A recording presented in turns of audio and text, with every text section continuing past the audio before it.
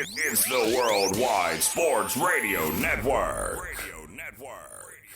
The Kansas City Chiefs and quarterback Patrick Mahomes are officially out of the playoffs after losing to the Los Angeles Chargers 16-13 on Sunday. If that wasn't bad enough, as the Chiefs attempted their almost patented late-game heroics, Mahomes went down with a non-contact injury that's presumed to be a torn ACL, and the team fell short. With the ACL happening so late in the season, is this the official end of the dynasty? Will Mahomes be back for 2026? And what does that mean for Travis Kelce, Andy Reid, and perhaps even Steve Spagnuolo's future? The NBA Emirates Cup, the mid-season tournament that puts a little extra green in the players' pockets and colors like neon and lime green on the basketball courts, comes to its conclusion tonight as the Spurs take on the New York Knicks for all the mid-season marbles. With Jalen Brunson at the peak of his powers and Victor Wembanyama back from a calf issue that sidelined him almost a month, who will take home the least prestigious award in basketball? And what does it say about both teams at this point in the season? And after we cover the devastating injury to Micah Parsons and the impact it has on Green Bay's playoff hopes, and then whip around the rest of Week 15's NFL coverage, we will give our take on this year's Heisman Trophy winner and possibly future Jets quarterback, Fernando Mendoza, on another fully loaded, jam-packed, live, Tuesday night edition of Jabba and the Mouth. Give him a significant. They're going to have a ton of money to spend. Why not put it in one of the top 3 offensive players in the league?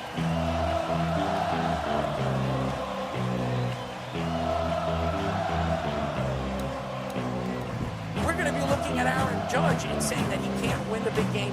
Michael Jordan said, I played 82 games. You don't see LeBron doing that. This is a game where you got to go perform. I told you, Giant fans, that Saquon Barkley at this point. I'm gonna fight them all. A 7-nation army couldn't hold me back. They're gonna rip it off. Taking time. Say whatever you want about Patrick Mahomes. He's the best quarterback in the NFL. Really? And I'm talking to myself at night because I can't forget. Back and forth through my mind behind a cigarette. And the name's coming from my eyes. Can't get it alone.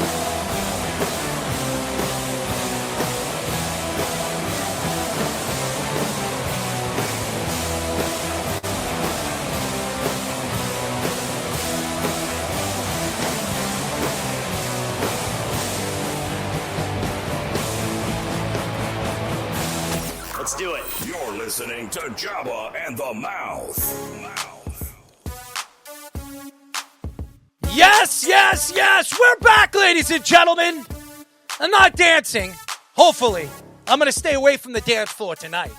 I might be dancing and prancing by the end of the show. Yes, you're listening to a new episode of Jabba and the Mouth. You know who I am? They call me the Mouth. My name is Errol Marks. My co-host, and he will be joining us in just a few moments, Mr. Jabba Chamberlain and Speedy Petey. 631-672-3108 is the number to call. Go to our website at www.worldwidesportsradio.com. Check out all our shows throughout the week, including Jabba and the Mouth, every single Mondays and Thursdays at 7:30 p.m. All you have to do to tune in and check out our local listings for all our shows is go to our website at www.worldwidesportsradio.com. And ladies and gentlemen, you just heard him, Mr. Executive Producer himself, Mr. Aaron Fishman, on the board, the one and only Tommy Poops.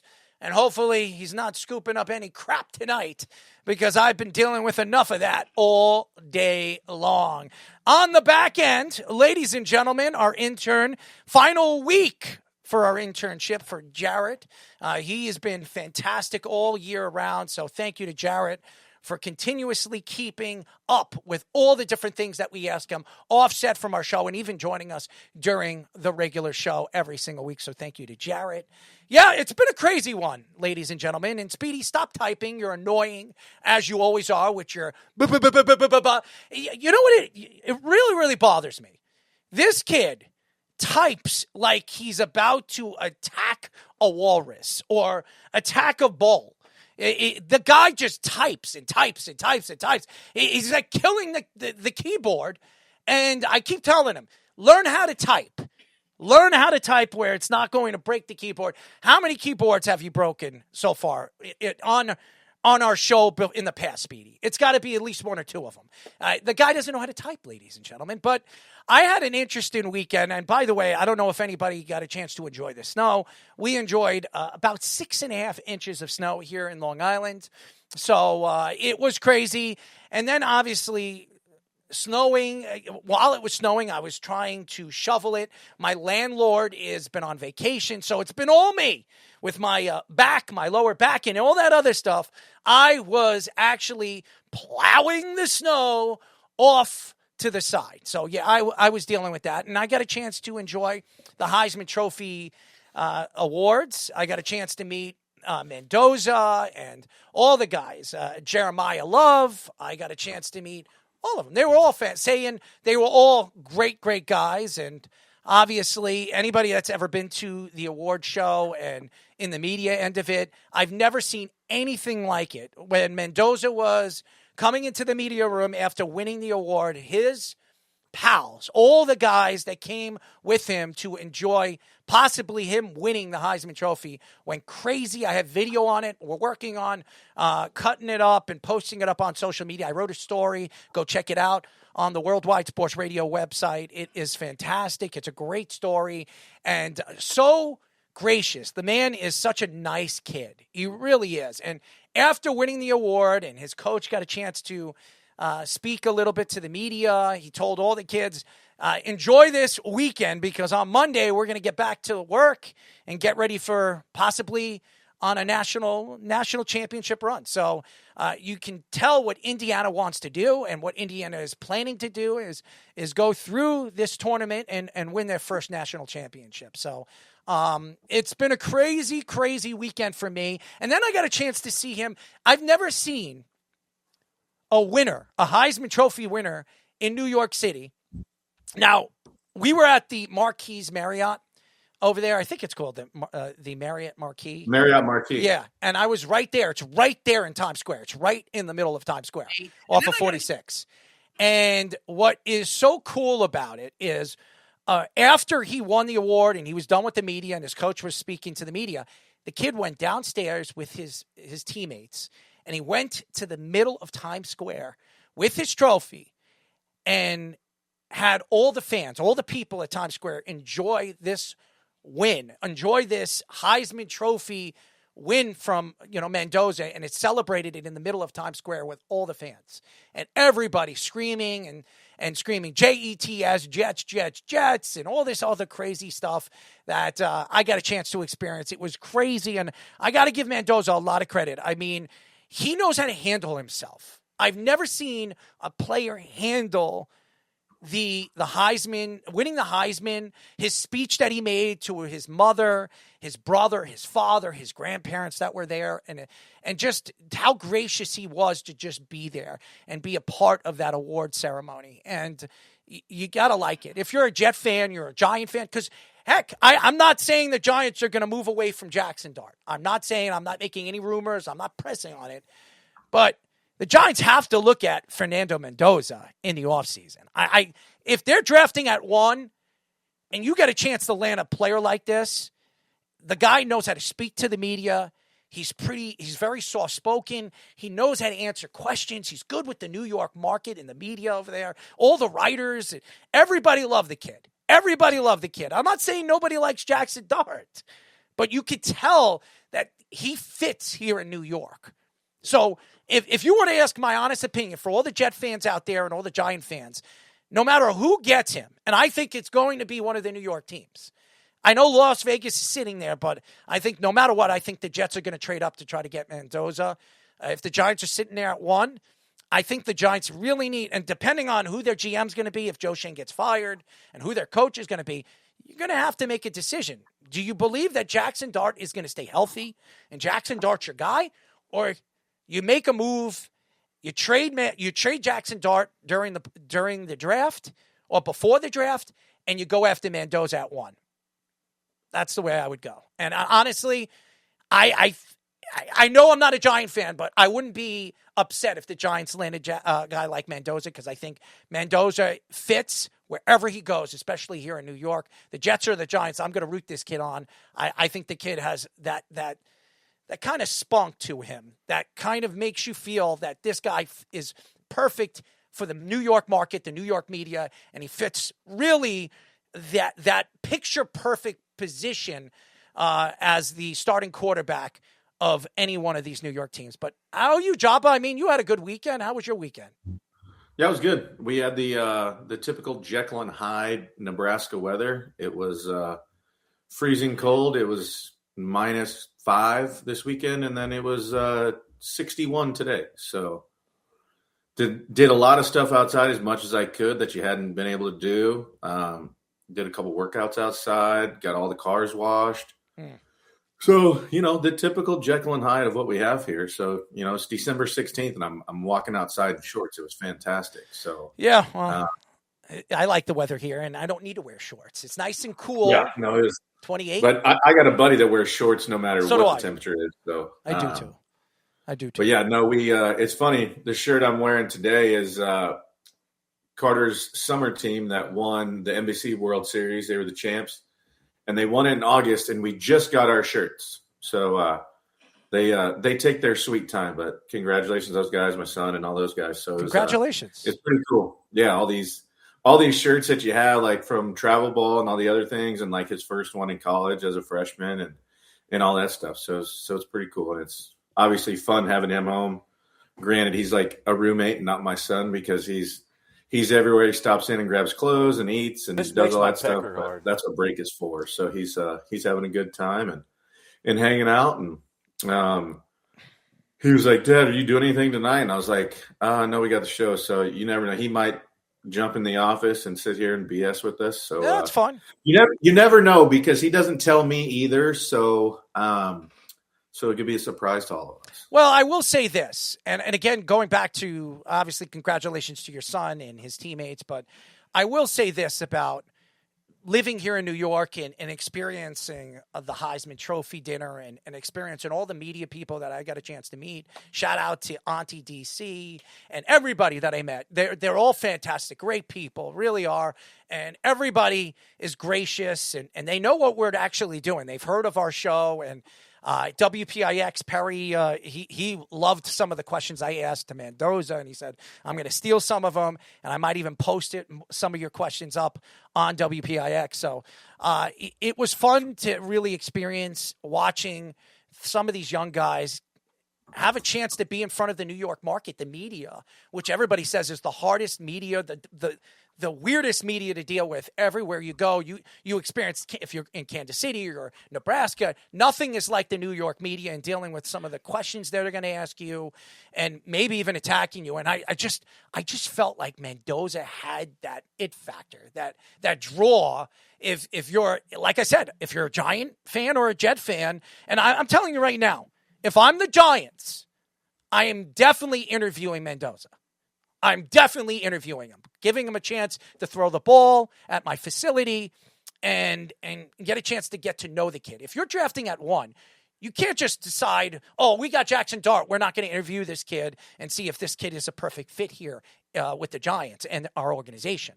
You have to do your due diligently. And to me, the New York Giants are still trying to find that franchise quarterback after Eli Manning. Maybe Jackson Dart has looked good at some points this year, but he's also put himself in harm's way. He puts himself out, he moves himself out of the pocket where he can create injuries. He doesn't slide right. So these are things that you have to look and you have to realize, is he the guy? Is he the person that I'm going to trust that he's going to stay healthy for the next 10 to 12 years? And he's the guy he's my go-to guy that can help us win a Super Bowl. The Giants might never draft at 1 again in the next 10 years. So if they're sitting there at 1 at the end of the season, you definitely have to interview Mendoza. That's all I'm going to say for all you Giant fans out there. I know Giant fans love Jackson Dart, but you have to understand that this guy could be an absolute game changer for your organization for the next 12 seasons or longer than that. At 8:45, we'll be talking to former Expos and Cubs, Padres, and Blue Jays catcher Michael Barrett will be joining us. It's going to be fun. Michael has never been on this show. I don't remember interviewing Michael Barrett, so this is a first time on Job of the Mouth. First time I've ever interviewed him on any of the shows I've ever done. So Michael is going to be very intrigued on how crazy we can be, as we've had other people on the show that didn't like some of the comedy, but hey, that's what we do, and that's how we interview. So the Kansas City Chiefs fell to the LA Chargers 16-13 on Sunday, eliminating them from the NFL playoffs for the first time in the Patrick Mahomes era. This ends a run of 7 straight AFC Championship game appearances, and it's their first time missing the playoffs since 2014. Late in the game, Mahomes went down with a torn ACL and LCL. Mahomes already had surgery done by the Cowboys' head team doctor, who also worked on Dak Prescott's knee. While it's too early to tell how he will recover, Mahomes is expected to return. His return date is September 15th, meaning he may only miss the first game or so next season. The Chiefs have been their own worst enemy in 2025 and beat themselves with drops, second most in the NFL, and penalties tied for 7th most in the NFL. One AFC executive said that the Chiefs looked tired this year and weren't playing with the same energy, particularly from veteran players like Chris Jones, Travis Kelce, after playing 81 games in the last 4 seasons. All we have now are questions for the former dynasty. Will the Chiefs rebound from the loss of Mahomes? Will Travis Kelce return for another season? And will the coaching staff stay together and try to keep the magic going? I do not believe Spagnuolo will be there next year. I think he'll interview for a couple of jobs. He's been one of the best defensive coordinators in the NFL. There's no question that he has been. He's really developed some of these young, talented corners over the last couple of years. Snead, who's now moved on in his career, they've built a great franchise of players and talent. And you could say this has been a great dynasty. And everybody wants to give Andy Reid all the credit, but I would beg to differ on that. I think Andy Reid is a big part of the growth of some of these young players and Patrick Mahomes. But I think, obviously, people don't recognize how important Spagnuolo has been for the Kansas City Chiefs. And to me, losing Mahomes for a little bit of time, because it seems like he's not going to miss much time, he's going to be pushed and rushed back. I don't know if Travis Kelce is going to retire. I think Travis Kelce could absolutely play another season if Patrick Mahomes and the Kansas City Chiefs believe that he'll be back early next season in 2026.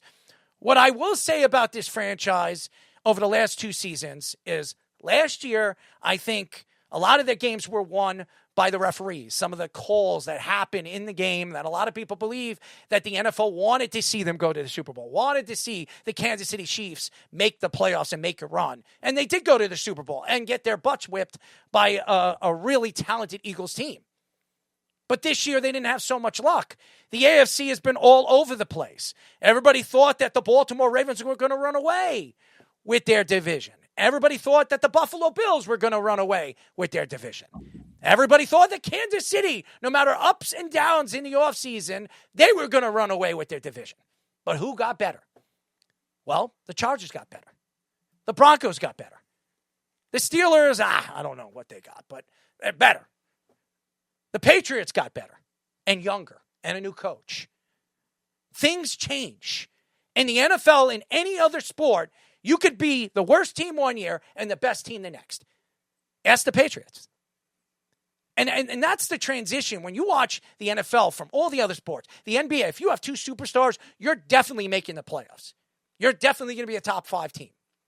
In the NHL, if you have players like Connor McDavid, or you make a move and you have the number 1 pick and you have a Matthew Schaefer that's just absolutely so eye-appealing, and everybody sees the difference of the way the Islanders are playing with the youngster playing as well and as fast as he has. And then you watch other sports and the transition of other sports and the way these players are playing. Baseball, for instance. You make a trade or two, you sign people with deferred money. Hey, you're automatically a World Series championship team. But are you? Because we've seen that baseball is the hardest sport to really recognize who is going to make the playoffs and who's going to make a run every single year because of injuries. The only exact team that I can pinpoint every single year, the only two teams that you always can say that are in the mix is the Yankees, who have, 35 winning seasons in a row, which is the longest streak I've ever seen in professional sports history. I don't think that's a streak that'll ever be broken. I think it's 34 or 35. And then there's, obviously, the Dodgers, who have been baseball's dynasty over the last 8 years. And they're going to continue to win because they added Edwin Diaz, a position that they needed to fill and a weakness that they needed to fill in the offseason. And now they did that. With football, it's different. You draft a player, a position of need. If this guy's a superstar, it can change everything. You make a couple of trades in the offseason. You bring in some free agents to fill in spots that are weak. And you're automatically, if you have a star quarterback, you're automatically a contender. If Patrick Mahomes comes back next year in the beginning of the season, and let's say Tyreek Hill becomes available, and Tyreek Hill is maybe 80% of what he was when he was playing for Kansas City, he changes everything for the Kansas City Chiefs. If they make a move and they bring in Breece Hall, because the Jets might franchise him, and the Jets are looking for a third-round pick. Maybe in the offseason, they're willing to give the Jets a third-round pick, and they add Breece Hall to the mix. They're automatically a Super Bowl contending team. Why? Because they have Patrick Mahomes. And what's so interesting about football, and I could go over and over and over and over and over again about it, there's only 7 teams in the NFL that have a true franchise quarterback. 7 teams.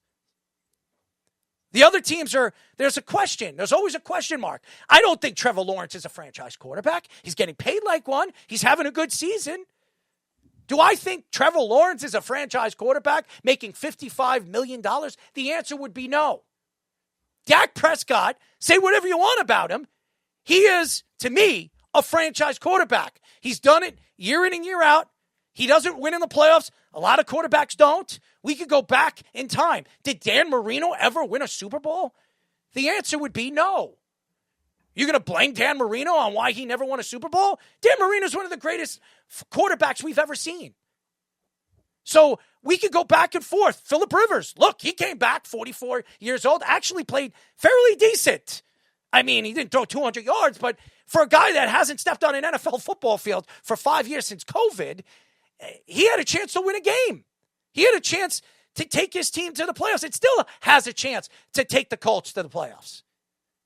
Things happen in the NFL that you couldn't even imagine. I did not think Patrick Mahomes and the Kansas City Chiefs would not be in the mix to be a Super Bowl contender this year. And they were out pretty much for the last 3 weeks. They were in the mix because that's the way it works. But I didn't think the Kansas City Chiefs were making the playoffs, even if Patrick Mahomes went down or didn't go down. They were never making the playoffs. There's so many weaknesses that need to be filled in for the Kansas City Chiefs. And injuries change everything. I'll say it again. Micah Parsons going down the way he did this past weekend. Does this say that the Packers don't have a chance to make the playoffs? The answer would be they have a chance. They had a chance last year, and it's practically the same team. They got Reed back, but you made that move for Micah Parsons. You're paying Micah Parsons $48 million. That's a lot of money. You paid him a significant amount of money in the offseason after making that trade because you expect he was going to be the game-changing player that's going to get you over the hump and get you to the Super Bowl. Now you lose him for the season, maybe for half the season next year, maybe the full season next year. Remember, a quarterback position and a defensive lineman are 2 different positions. You're playing off the you're playing behind center. You're playing off the ball as a defensive player. So, and you're using your legs, your ankles, your knees, your whole body to get to that quarterback. It's a little bit more torque on the knee. I don't know when Michael Parsons is going to come back, but that's the difference. One player can change everything. Everything.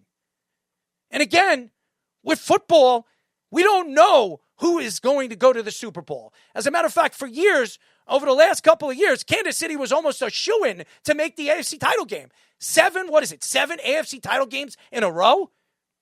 So the bets would have been in before the season started that Kansas City was going to the Super Bowl or were going to the AFC title game. So this is a shocker. And to watch a guy like Mahomes go down the way he did, holding his knee, it's scary. But it just tells you. But how do you think him going down, obviously this as late as it is in the season, how do you think that affects like the franchise and like in everybody on the team? Like you pointed out with Kelsey, it's like, does he make a decision knowing that Pat's going to come back? Yes. Do you think it changes the dynamic of people wanting to either come there or like, hey, if I'm up for contract or if they're one of the teams that are looking at me in the offseason, do you think like the uncertainty of knowing when he won't come back will affect it like long-term and not just short-term? Jabba, you just gave the answer. If you're hearing right now from the Kansas City Chiefs and obviously he just went for surgery. He went to get his surgery right away. So he's got 5 months to heal, 6 months to heal before preseason or before he has to get on the OTAs. And he's not going to even get on the field with OTAs. He'll probably be ready after the preseason, second or first game. If you're hearing that and he believes he'll be back, you know Patrick Mahomes will be back either week 1 or week 2. And they already know that. So if Kelsey knows that Patrick Mahomes will be back early, why wouldn't he come back to try to win another Super Bowl? He has a chance to be this decade of talent when it comes to tight ends. We've seen so many great tight ends. We talk about Antonio Gates. We talk about Gonzalez. We talk about Gronk. Travis Kelce, and he had a good season. Travis Kelce didn't have a bad season. He had a pretty good season. Travis Kelce has a chance to be the greatest tight end of all time. He's broken a lot of records, but if he plays another year or two, Travis Kelce might have every single record in NFL history. You know he's the greatest tight end as far as the playoffs are concerned when it comes to, I think, touchdowns and yards per catch. So we all know what Travis Kelce is and how talented Travis Kelce is. And his brother, Jason, walked away from a chance to win another Super Bowl. He won 1. He could have won 2. But that was his decision after getting $100 million from a sponsor with his podcast. I don't know if Travis Kelce is ready to leave. And I think he's got more to prove. And I think knowing that Patrick Mahomes will be back early, I don't think he's going anywhere. I think that knowing that story came out recently or the last 24 hours that Patrick Mahomes could be back in week 1 or week 2 tells me that Travis Kelce is definitely going to be back next year.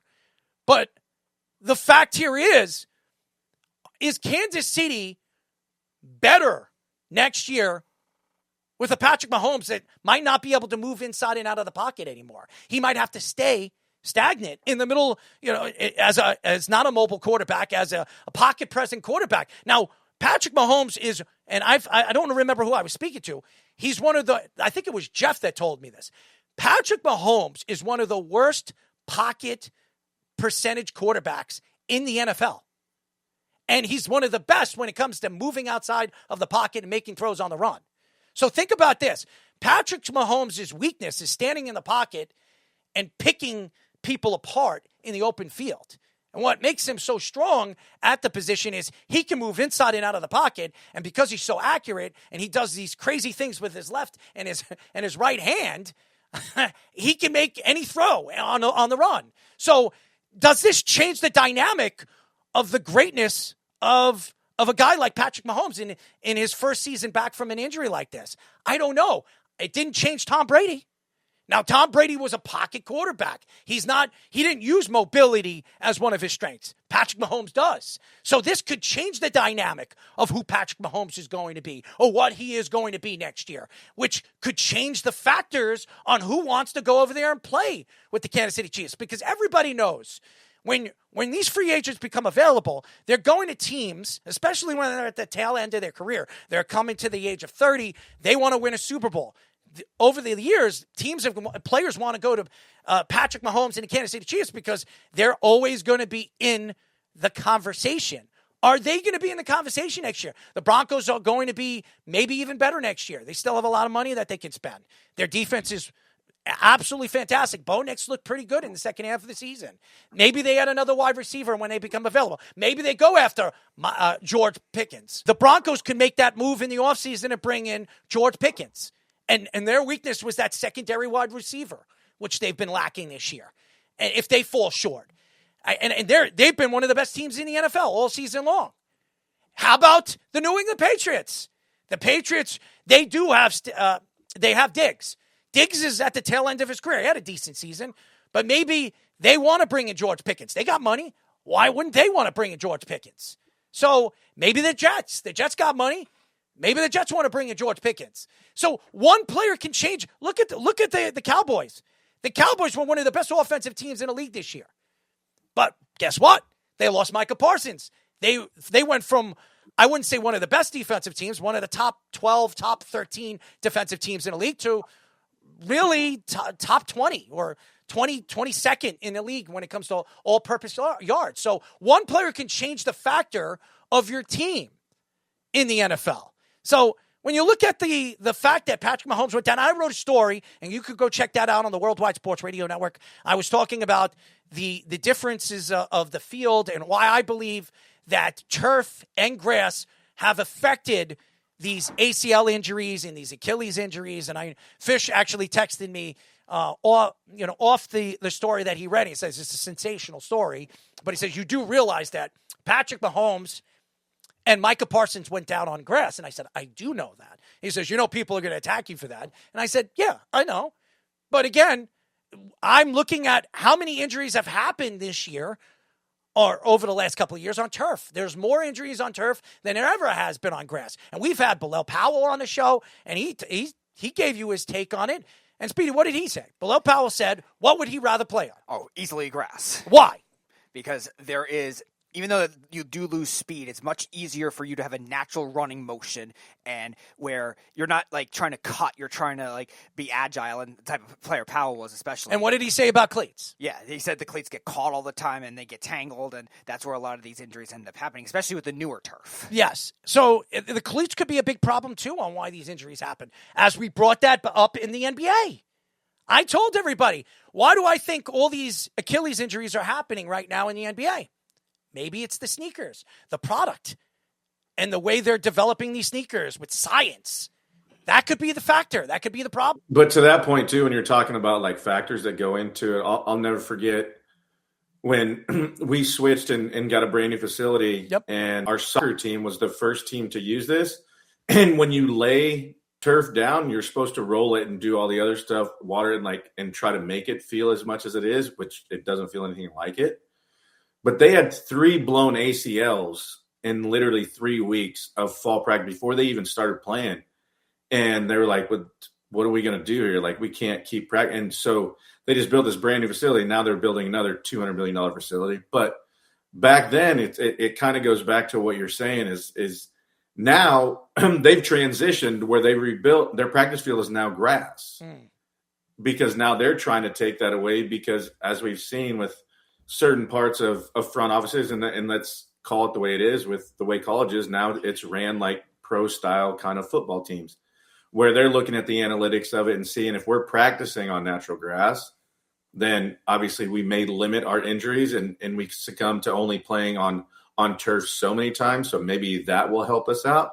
And I would love to know, like, obviously we've seen percentages of injuries go up and a lot of ACLs and Achilles, like you said, and it's not just the ones we hear about. How many are the ones we don't like that don't get the recognition, the Patrick Mahomes and the Parsons, where, it's just he's in the NFL, but not a name to talk about. I would love to see the numbers compared in the last when turf became prevalent in the stadiums and when it wasn't, how much, and if they obviously that plays a factor as much as players that are actually putting cleats to the dirt or cleats to the turf, how much that really, truly, genuinely affects it. How about Daniel Jones? Daniel Jones, and by the way, great take on that, Joppa, because I'm sure there's an analytic number of players that have been hurt that nobody mentions because they're not superstars. They're not Patrick Mahomes. They're not even Daniel Jones. Daniel Jones went down. He's right now at what is he, 30, almost 30 years old? 29 this year. 29. He's going to be 30 years old next year.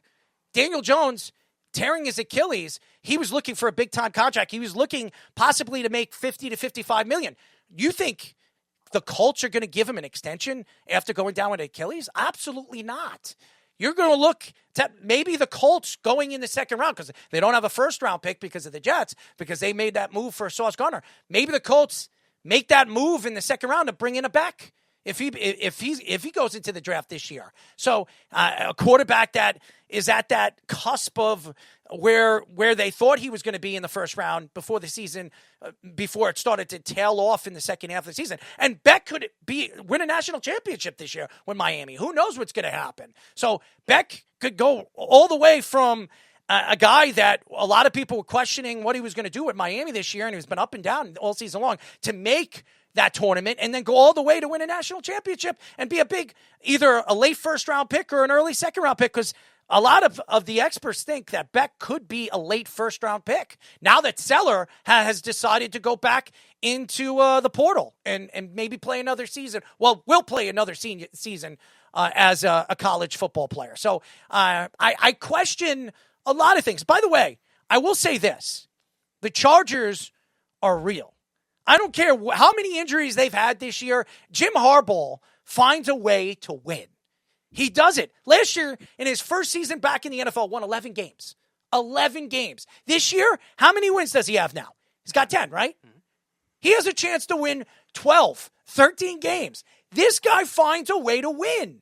And I say whatever you want. You don't like Jim Harbaugh. You don't like his personality. You don't like the slacks that he wears or the ugly shirts that he wears on the sidelines. His ugly, thick glasses that he wears that look like they're magnifying glasses. I don't know what you don't like about Jim Harbaugh. But the guy knows how to win. With all the injuries he's had on that offensive line. They lost Slater. They lost Alt. They lost Johnson. They lost this. They lost that. Mekhi Becton's been up and down. They can't stay healthy on that offensive line. Oh, by the way, their star quarterback is playing with a broken wrist, right? I think it's a broken wrist. Oh, and by the way, they're still winning 16-13, 13-10. They're still finding a way to win. That is coaching, ladies and gentlemen. Say whatever you want.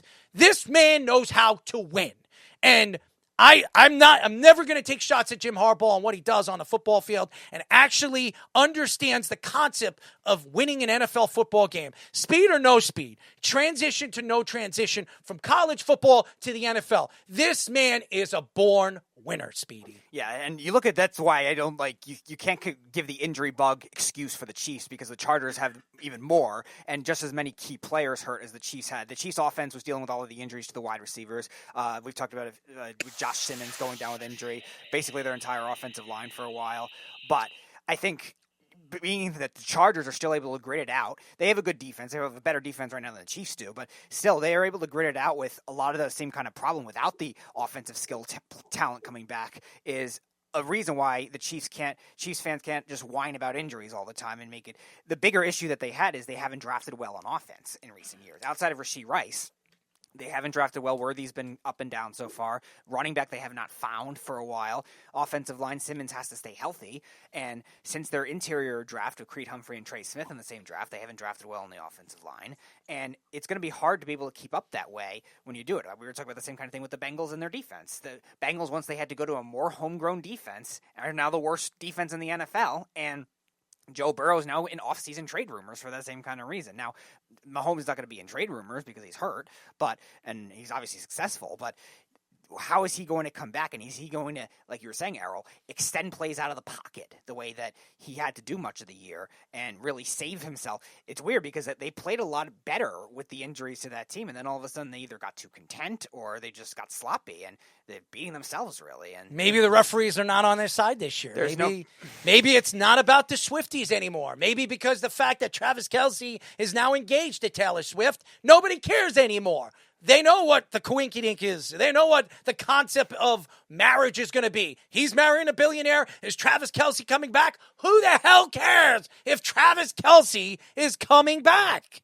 The fact here is Everybody expected this Kansas City Chiefs team to somehow sneak into the playoffs, somehow make that run again, and they're not. Andy Reid could be retiring at the end of the season. He might want to part ways. Maybe Spags takes over for him. Maybe Spags takes over for the New York Giants if he interviews for the job. I don't think that coaching staff is going to be the same. I'm going to tell you this right now. There is no way Matt Nagy is going to be back next year. There is no way Matt Nagy is going to be back next year after what we watched this past year. The offense is a shell of what it's been over the last couple of years, and you can see the difference and the way this offense is really, the concept of this offense has fallen apart. They have no running game. You could see it. You're depending on guys. You're bringing Kareem Hunt. You have all these guys, and they don't have a real dominant force when it comes to the running game. And honestly, before Rice came back, they didn't have a number one. They're going to bet on Worthy. They're going to bet on Hollywood Brown. Both guys, Hollywood Brown will not be back next year. Do they go after a Tyreek Hill? They're going to need a playmaker. They don't have as many playmakers like they've had over the years. They're betting on Patrick Mahomes' skill and only his skill. That's the difference this year. Yeah, and that's what I was mentioning. They've been drafting a lot of the wrong things. Like Travis Kelce's retiring, so they're drafting a bunch of these other tight ends. All right, well then use them more. Noah Gray's a solid option. He played well last year, and then they drafted Jared Wiley, a good kid out of TCU. Like, use them if the receivers are not playing well. Use them if the offensive line isn't playing well to help protect Patrick Mahomes. Fish, you talked about all the time. Juwan Taylor might be the worst right tackle in football, and then you have Josh Simmons who's just banged up on the other side. You just can't trust it with your interior to do everything, and that's where you have to be smarter drafting-wise, too. And if you're Andy Reid as well, adjusting to those kinds of things offensively, because there were stretches I thought where their defense was playing well for much of the year, and then all of a sudden they've just folded because they're getting worn out. Chris Jones does not look right. I agree with you on that. He might have the worst year of his career at this rate, and just all these injuries that just can't catch up after a while. It's something that you just see happen to great teams. Guys age out. They just go from being elite players to just good players. And that has a huge impact on a team. Look, Spagnuolo is one of the best defensive coordinators we've ever seen. He has the most championships any defensive coordinator's ever had as an NFL coach. He's going to be in the Hall of Fame as a defensive coordinator when he hangs it up. He's 65 years old. He'll be 66 next season. Does he come back to the Chiefs at 66? This is going to be his last real shot, Errol, to be a head coach, right? You figure from 66 to 70 years old. That's a 5-year run he can have. You got to think he wants to do that. And then he leaves. Andy Reid's not a defensive coach. They've got a hit on that defensive coordinator, and you would assume Spags taking his lieutenant with him. He's not going to just let Andy Reid keep him. And I would worry about what this team's going to look like if I'm Travis Kelce and thinking about coming back, and I have my billion-dollar wife. He's got his own, I'm sure it's busy. He's got his own clothing line. He's got everything going for himself. Right. He's making. But, so if he's not coming back, if he hangs it up, if Spags leaves, Andy Reid's getting up there too. How long does Andy Reid want to keep doing it? We could be talking about, Mahomes, and who's to say that the rehab goes well? We assume it does. But, 1 out of every 5 times you get an Odell Beckham knee recovery, where the guy never recovers. He's never the same athlete he was before. Right. And that happens often, and at the positions that we're talking about, we'll talk about Micah Parsons later in the show. Yep. But that's not a great spot. You would think a quarterback can recover from it, but the mobility and toughness that Mahomes runs with is so sneaky, it always creeps up on guys. And if he can't do some of that dancing, I don't know if he's the same caliber of player. We may have seen his best days already. I don't know. He's still young, and I still think he can recreate himself. He's got one of the best arms in the NFL. The guy has the ability to do a lot of different things that other quarterbacks can't do. I've seen him throw the ball behind his back. I've seen him throw a ball with his left hand in the Super Bowl to make a play in the open field. I mean, the guy has done amazing things. And I don't know if we've seen the best of Patrick Mahomes, because we've seen Tom Brady come back for the torn ACL, and he was even better than he was. So I don't know what Patrick Mahomes is going to be. I mean, that's true, but, Brady was like the great pocket passer, right? Mahomes isn't exactly a pocket passer. He's not exactly a mobile scrambling quarterback. He's not Lamar Jackson out there doing that type of stuff. But it's like you don't ever know how the guys come back. Are they the same player after that knee injury. You know, you really hope he is because he's such a supreme talent. He's so much fun to watch. Obviously, the NFL wants him to be there because he makes them a lot of money. You know, keeps them winning, so it keeps them relevant, and it keeps them making that money. So now, where does the NFL go to if the Chiefs are no longer there? Like, who's going to be interesting? They better hope, and maybe they make it so with the referees that no longer have to work for the Chiefs, you know, and make sure that someone marketable wins this Super Bowl. Because if it's someone that isn't marketable, they're in a little bit of trouble. You know, they got to get lucky in this one, or maybe not lucky. I don't know about luck. Luck is, I know. I don't believe in luck. I believe in just pure talent. And Jabba, you know this. You're an ex-athlete. You know what it takes to be on top of the world. You know what it takes to be the best. You got to put the time in. You got to put the work in. And again, Patrick Mahomes has done it year in and year out. So I absolutely believe if anybody can come back from an injury like this and be as dominant as he's been over the last couple of years, it's Patrick Mahomes. But they absolutely have to make a move in the offseason. They have to make another move to bring in another playmaker because they cannot win with the players in the team they have right now. There's just no way. Speaking of teams, the New York Knicks at 8:30 Eastern Time, the NBA Cup Final will be between the San Antonio Spurs and, yes, your New York Knicks. They tip off in Las Vegas. This is the third annual mid-season tournament. Yes, ladies and gentlemen, the Knicks have never been here. But for the first time, legitimate title contenders are competing for the cup. The Spurs edged out the Thunder 111-109 in the West semifinals to give the Thunder only their second loss of the season so far. Wemby returned for the semifinals from a calf injury that cost him the previous 12 games, scoring 22 points in only 21 minutes in the win. The Knicks beat the Magic in the Eastern semifinals, 132-120, led by 40 points from the one and only captain himself, Jalen Brunson, who has been on a tear of late. Brunson and the Knicks have now won 9 of their last 10 games. OG Anunoby and Karl Anthony Towns also had big games, scoring with 24 and 29 points, respectfully. The winning teams, players, will get over $500,000 each for winning the NBA Cup, while the losers will take down just over $200K. So guess what? The Knicks are going to win something. The players are going to win something. ESPN reports that the NBA is concerned with the low attendance this year for the NBA Cup playoff matchups in Vegas, and Commissioner Adam Silver is considering moving the tourney out of Sin City. New York Knicks fans, you should be excited because the Knicks have a chance to win some kind of championship. I don't know if this is going to give me any thought or any belief that the Knicks are going to win an NBA championship. So this is something to watch. And I was reading a lot of stories over the last 24 to 48 hours. Everybody was questioning the Knicks, deciding to move past and move on from Tom Thibodeau and bringing in Mike Brown. Was this the right time for the Knicks to do something like this when you have Jalen Brunson and Karl Anthony Towns going into their second year playing together, and really the transition, adding the players that they added or they were going to add in the offseason to make this rotation a little bit more talented and more depth? Well, it's been a slam dunk once again for our friend, Mr. Leon Rose. Leon Rose has transitioned every single year. People questioning Leon Rose not showing up to press conferences or not saying much during the regular season, waiting to the offseason, waiting to the beginning of the season or preseason to even speak. He doesn't want to speak to the press. He doesn't want to say anything to the press. He just wants to be the quiet assassin that he has been over the last couple of seasons. Well, let's look back at what he's done over the years since he's taken over.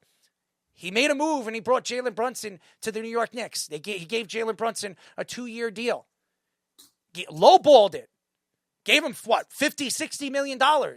And thinking Jalen Brunson, who was a second-round talent, who made a run with the Mavericks that year to the Western Conference Finals, falling short, he gave Jalen Brunson an opportunity to come and play for a team that he always wanted to play for, where his father played for when he was a young kid, getting a chance to meet Patrick Ewing and John Starks and all those New York Knicks teams that at one point were fairly good.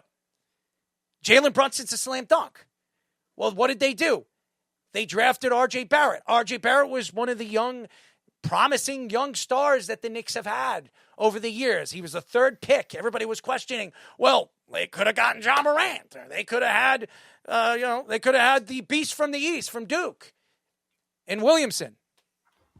And they fell short to get him. They brought in R.J. Barrett. Well, with that R.J. Barrett and making that move, drafting Quigley at the end of the first round, what did the Knicks needed to do to add another player to this rotation? They needed that perimeter defender. Well, ladies and gentlemen, they made a trade 2 off seasons ago, or 2 trade deadlines ago. And who did they trade? They traded for OG Anunoby. OG Anunoby is a Kawhi Leonard type of player. And look at what he's done, transitioning. What did the Knicks do after that? Well, they decided to move past certain players. They brought in Josh Hart over the last couple of years. Josh Hart's one of Jalen Brunson's best friends. Then they decided to move past guys over the last couple of years. And then they bring in guys like Mikal Bridges. They make a move. They traded for Mikal Bridges. They give up 5 first-round draft picks. They give up players, and thinking Mikal Bridges is the kind of perimeter defender that's going to help OG Anunoby make this team an elite defensive team. Well, last year in the playoffs, they fell short against Indiana, a team that had Tyrese Halliburton, who killed the Knicks in the Eastern Conference Finals. Different year, different season. Well, last offseason, they needed to make a move, and they needed to add a big. And they brought in Karl Anthony Towns. And Karl Anthony Towns was up and down last year, has been more of a transitional player over the last couple of months of the NBA season last year. And then made that run in the playoffs. He was up and down. We don't know what Karl Anthony Towns is going to be with the New York Knicks in the playoffs. But what we do know with Karl Anthony Towns is he's a double-double monster. He's one of the best offensive centers in the league, if not the best offensive center in the league. Now, we've been hearing the name Giannis being brought up in many conversations, and maybe Giannis will be a New York Knick one way or another this year. But this team has been a completely different team with Mike Brown.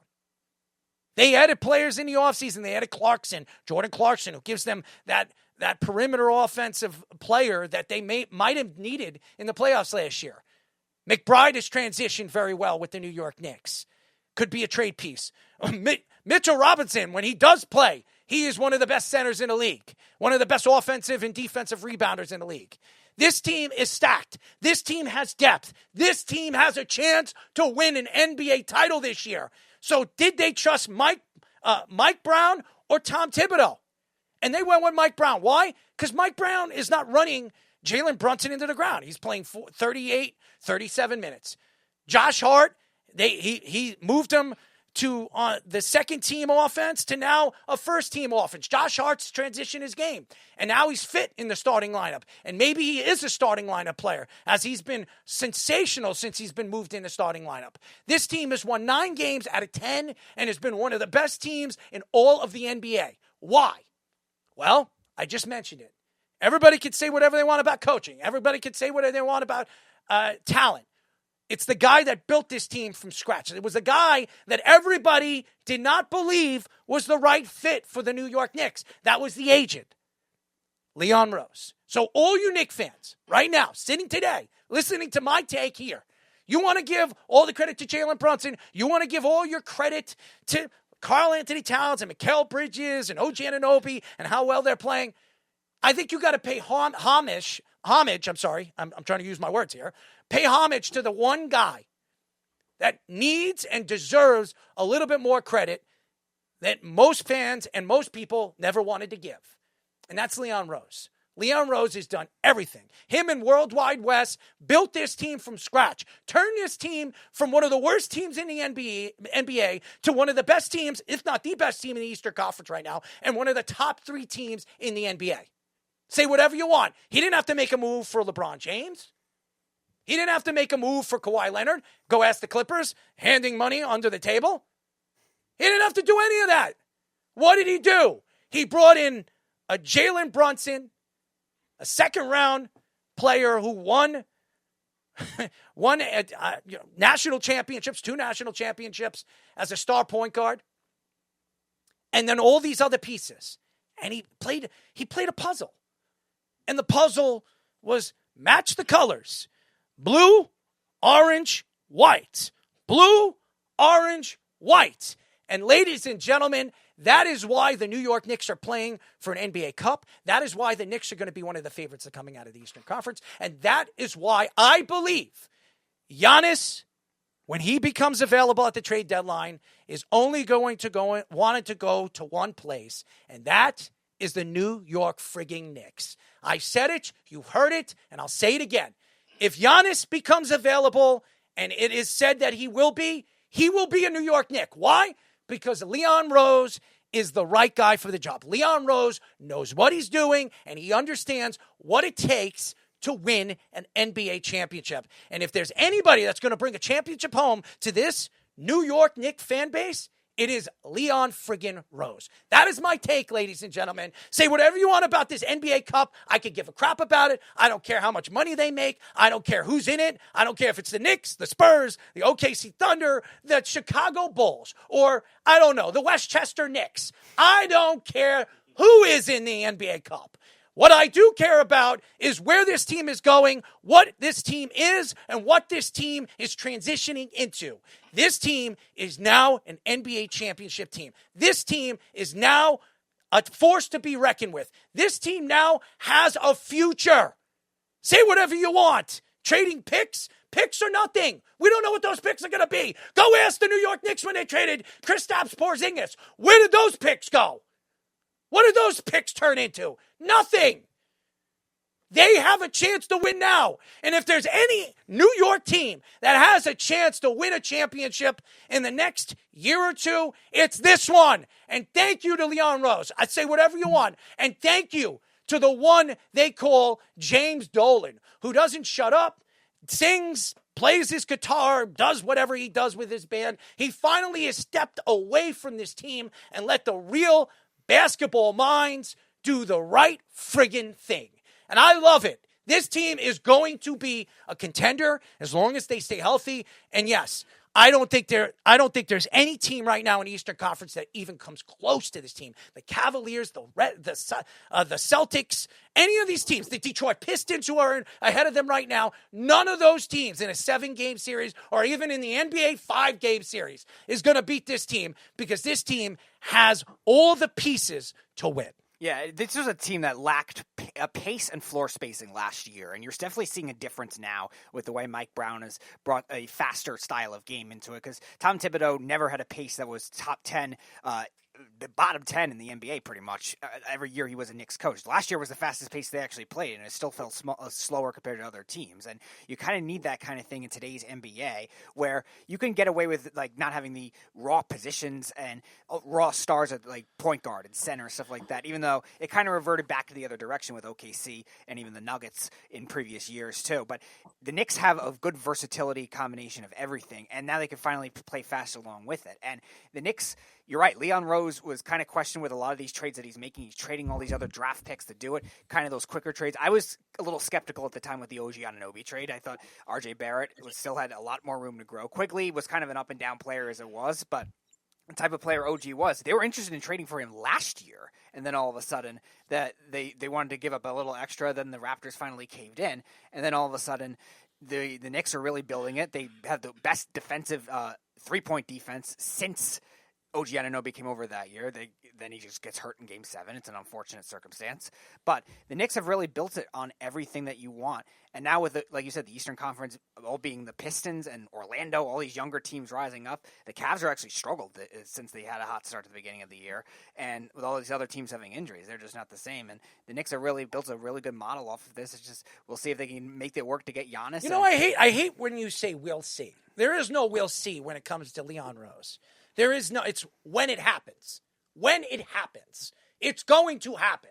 If Giannis becomes available, you can book he will be a New York Knick. Everything that Leon Rose has said, everybody that was questioning if Karl Anthony Towns was going to be a Knick 3 years ago, 4 years ago, well, where's he played? He's played with the Knicks. Every single thing the New York Knicks or Leon Rose has said he was going to do, he's done it. So when you say, well, if or that or this or that, it's when.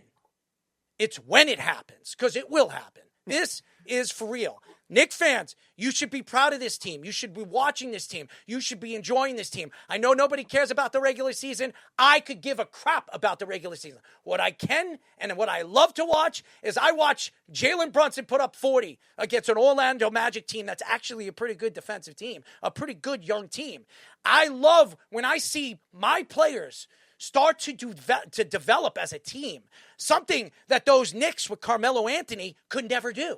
Amari Stoudemire could never do. And when I remember the great nicknames of Pat Riley and Jeff Van Gundy, the Patrick Ewings, the Anthony Masons, the Charles Oakleys, the John Starks, or even the goddamn Charles Smith, the debacle, whatever, his stupid layup that cost the New York Knicks a chance to win a championship against the Rockets.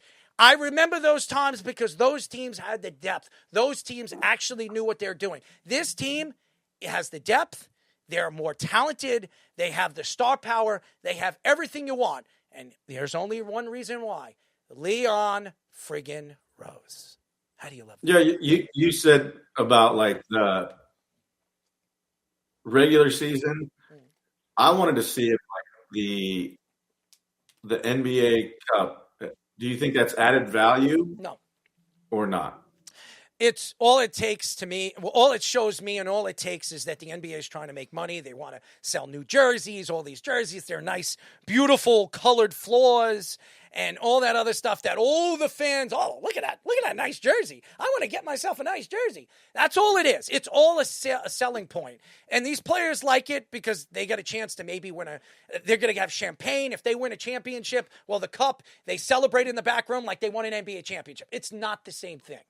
Nobody, I'll tell you this right now. If Jalen Brunson and the New York Knicks win this game tonight, they're not going to be jumping for joy like they won an NBA championship. I guarantee you Jalen Brunson says, this is great, this is fantastic, but this isn't an NBA championship, and that's what we're playing for. That's what you want your captain to say, and that's what you want your team to say. You don't want to think that because you won this, you have the next opportunity to win a championship, because go look at the last two teams that have won the NBA Cup. Did they win an NBA championship? Never. OKC lost against Milwaukee last year. They won an NBA championship, but they lost in the cup. The Lakers won the first cup ever the year before that. Did they win an NBA championship? No. They barely made the playoffs. So to me, there's no guarantees just because you win this NBA Cup that you're going to have a chance to win an NBA championship. But I'm going to tell you this. If there's any team that can win the NBA Cup and win the NBA championship in the same year for the first time, it's this team. There's just something about this team. It took a while for them to figure things out, but you can see the confidence. You can see Josh Hart going up there after the media, talking to the media with Jalen Brunson after the game when they beat Orlando, and they could just go offset and talk about how big Jalen Brunson's head is and completely go offset and not even care about winning that game and going to the NBA Cup. It shows you the kind of potential they have and just the confidence and the love they have for one another. They can make fun of each other, and they don't even care that they're going to this NBA Cup and they're going to get a chance to win $500K each. They don't care. It doesn't mean anything to them. It's all about winning an NBA championship. They know it. We know it. And all the Knicks fans should know it, that it's all about winning an NBA championship. I do want to finish up with the New York Knicks. Can we get everybody in the link so we can kind of get Fish's take on this? I gave you my take on the whole Leon Rose thing. Fish, are we good over there? Are you good? Is there any echo? Only one way to find out. Sounds good to me right now. I don't hear any echo, Jabba. How you feeling? I don't know, guys. That live is live for a reason. It's always funny when things go wrong. Sometimes you have all this cool stuff planned and life gets in your way. But that aside, the Knicks are down 1 at halftime. This game, it's a lot of fun. They're very competitive. Wemby is just a problem. Like, you just can't do anything. You know, you were talking about Charles Smith and, like, the 5 offensive rebounds, couldn't get the layup in. Our boy Mitch Robinson just had that moment against Wemby earlier tonight. He's not. He's a problem, man. That guy's a problem. Charles Smith was a better offensive player than Mitch Robinson. So, yes. But it was still like one of the most memorable, horrible Knicks things. Yeah, of I my remember it very, young very well. childhood, So I'm a little bit older than you, so I remember it. yeah. It's It's like one of my first Knick memories. Like for me, I was like 7 or 8 years I was old at 12. the time when it happened. I was 12 Yeah. years old. I That remember makes it like it was yesterday, and I'll never forget it. And Charles Woodson going up on a layup, and Patrick Ewing. Woodson. Charles Smith. Charles Smith was going up for a layup, and I remember Patrick Ewing standing right at the hoop, and I have no idea why it was going to Charles Smith. And that was the same series where I remember John Starks in game number 7 chucking up 3 after 3 after 3, brick after brick after brick, and made me sick to my stomach. And I remember, I'll tell you guys a funny quick story. I met John Starks years ago. I'll never forget it. It was like 10 years ago, and I was in an event. It was at a cigar event because John Starks loves his cigars. And I was going up there, and everybody was asking for his autograph. I'm not an autograph guy. So I said, John, I just want to speak to you about something. And he said, what's up? And he said, what's your name? And I said, my name, just call me E. And he said, okay, E. What would you like to talk about? I said, Game 7. And he said, oh, here we go. And I said, Game 7, NBA Finals against the Houston Rockets. Do you remember that? He says, of course I remember that. I said, do you remember how many three-pointers you missed in that game? And he gave me exactly how many three-pointers and exactly how many three-pointers went in. And it was, to me, he says it was the most embarrassing thing he remembers in his career. And he says it's something that he wants to forget. And I said, what is the most memorable thing you remember in your career? He says, when I dunked over Michael Jordan at Madison Square Garden. And if anybody hasn't seen the picture, there's pictures. And Michael Jordan says, wait a second, he didn't dunk over me, but he did dunk over Michael Jordan. And I remember it very, very well. So John Starks is very gracious, very nice kid. Very nice kid. Very nice dude. Loves his cigars, and he looks pretty good. He lost a lot of weight. From the time that I met him 10 years ago to now, John Starks looks like he's a player. He looks like he dunks on Horace Grant, and Jordan flies through. Let's take a look. I got it up right here.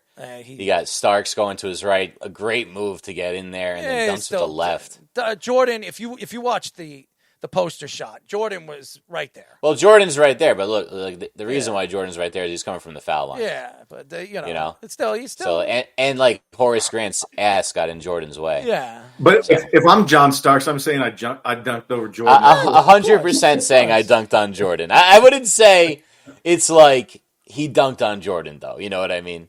No. But listen, I love John Starks. When I was a kid, I pretended to shoot free throws like in the schoolyard like John Starks. He'd spin the ball and he would like blow out air. For some reason, he would just do this and his eyes would get real wide open, and he had to do that every single time before he took a foul shot.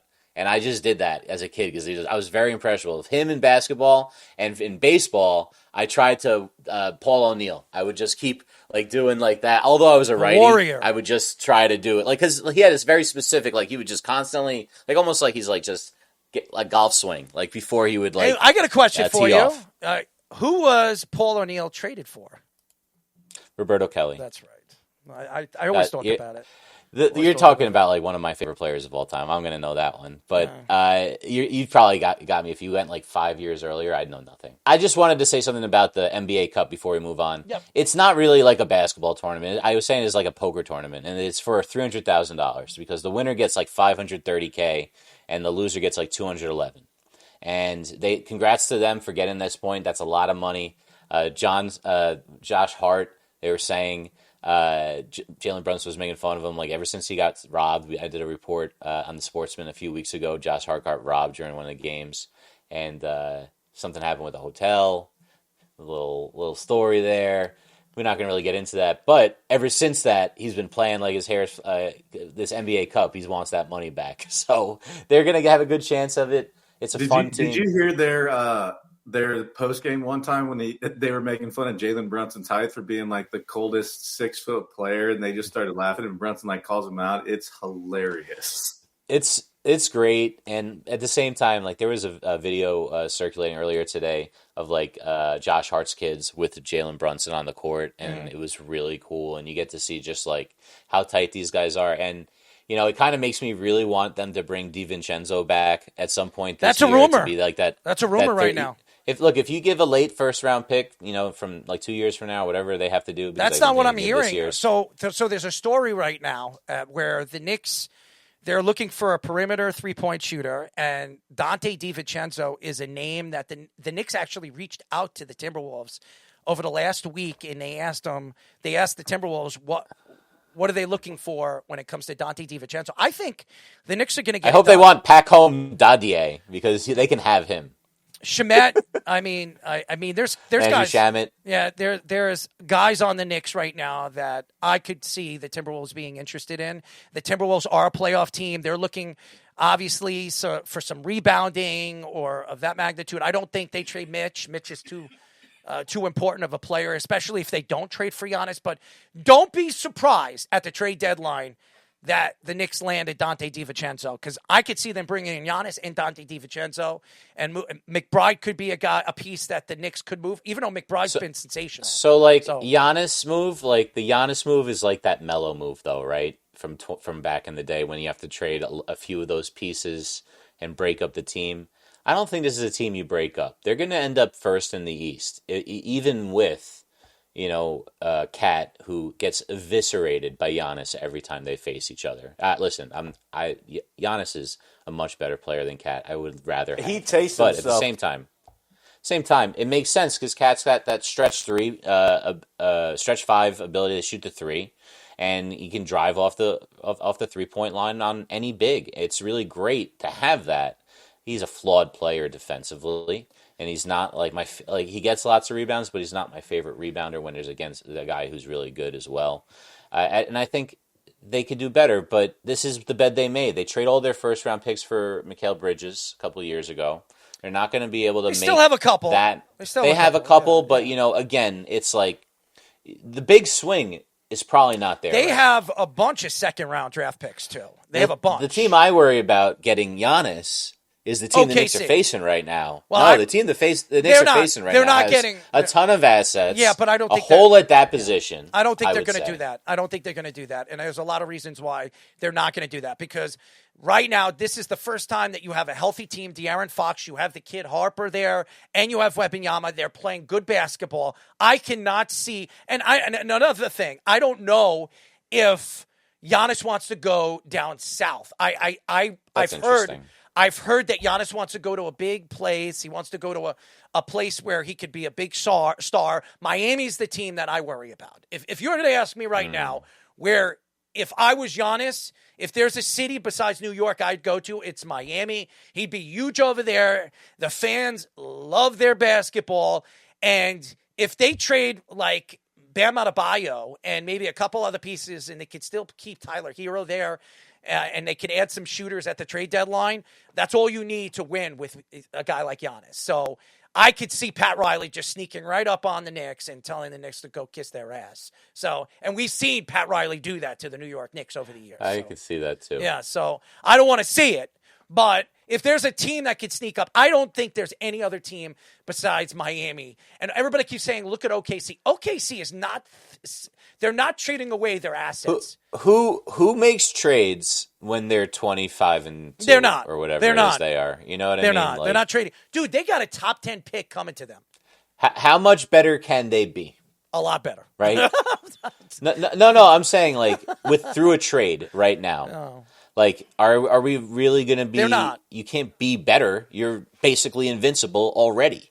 It's Guys, just like you can hurt the chemistry through trades. Dude, you know what I mean? And that's something they don't talk about enough. They have a chance to get a top 10 pick this year, and there's a very good chance they're going to get a top 10 pick. Man. Yep. They're going to get a top 10 pick. With all the injuries that the Clippers are dealing with right now, I don't think the Clippers are a playoff team. I think the Harden signing is one of the worst signings they could actually do to that organization right now. Signing him to a 2-year extension, he's making the kind of money that he's making is ridiculous. James Harden is not the answer, and Kawhi Leonard he wants out of Clipperville. So I could see that's another piece that could be available for the New York Knicks if they miss out on Giannis. So that could be another guy that the New York Knicks could move for because he's a perimeter. And OG Anunoby, I don't think OG and Mikal Bridges, as much as I love both of those guys, work very well together. I think they keep Mikal. They move on from OG, and they'll bring in another big price player because they're going to have to match salaries with the NBA. You have to do that. So I could see that happening. Speaking, do you have anything else to say about the New York Knicks right now and this cup, this NBA cup? Is there anything? Just go Knicks. Honestly, I could care less if the Knicks win this cup. I want to see them win an NBA championship. I want to see the New York Knicks fans climbing buildings like Spider-Man. Didn't LeBron hang the NBA Cup banner? Please. Over there in LA? Please. I don't want to hear about LeBron James. By the way, I don't know if anybody watches LeBron James's podcast. He does a podcast with Steve Nash. And I'm just saying, I watched one of his takes over the weekend recently on particular players in the NBA. I'm not going to mention a player, but what he said about a certain NBA player would just make you, I would smack the you-know-what out of LeBron James. I'm just being honest. I'm not going to mention a player if you haven't checked out. I got a feeling we're going to be able to talk about it later and dial it up. Yes. Anyways, ladies and gentlemen, my golf clap of the day. This deserves a golf clap. No doubt. Golf clap. Golf clap. My golf clap of the day goes to the New York Jets. Finally, ladies and gentlemen, they fired Steve Wilkes. I don't know for any Jet fan out there that thought Steve Wilkes should have had a job or should have had his job or should the Jets have hired him in the offseason. Steve Wilkes has had so much complications everywhere he's gone. When he went to Arizona, 1 year, gone. When he went to Carolina, how many years was he? I think it was 1 year gone. The guy can't keep a job. He can't hold on to a job. Why? Because he's a sorry defensive coordinator. And over the last couple of games, it's just been humiliating watching this defense just at work. And then watching the Jaguars put up a 48 spot or put over 40 points up on the Jets defense was absolutely embarrassing. Trevor Lawrence throwing how many touchdowns? 5 touchdowns. I don't think Trevor Lawrence threw 5 touchdowns in a three game span. And this guy threw 5 touchdowns in 1 game. Absolutely embarrassing. And Aaron Glenn couldn't take it anymore as well. And I thought Aaron Glenn was going to stick with him for at least the season. He couldn't after this. This was an embarrassment for the New York Jets organization and the Jets as a whole. And Steve Wilkes is a debacle. And like I've said, and I've called this over the last couple of weeks, Aaron Glenn will take over the play calling as far as the defensive play calling moving forward for the rest of the season and next year, as well as he should have. He should have never hired Steve Wilkes. It was a big mistake. And now you can see why he should have never hired Steve Wilkes. So my golf clap goes to the New York Jets. Why? Because finally, Aaron Glenn fires this idiot, this debacle of a defensive coordinator. So my golf clap goes to the New York Jets. Finally, they fired this idiot, Steve Wilkes. When we come back, ladies and gentlemen, we will be talking to the one, the only Michael Barrett. First time on Jabba in the Mouth when we come back. Any questions? What is this? We're back. This is the Jabba and the Mouth Show.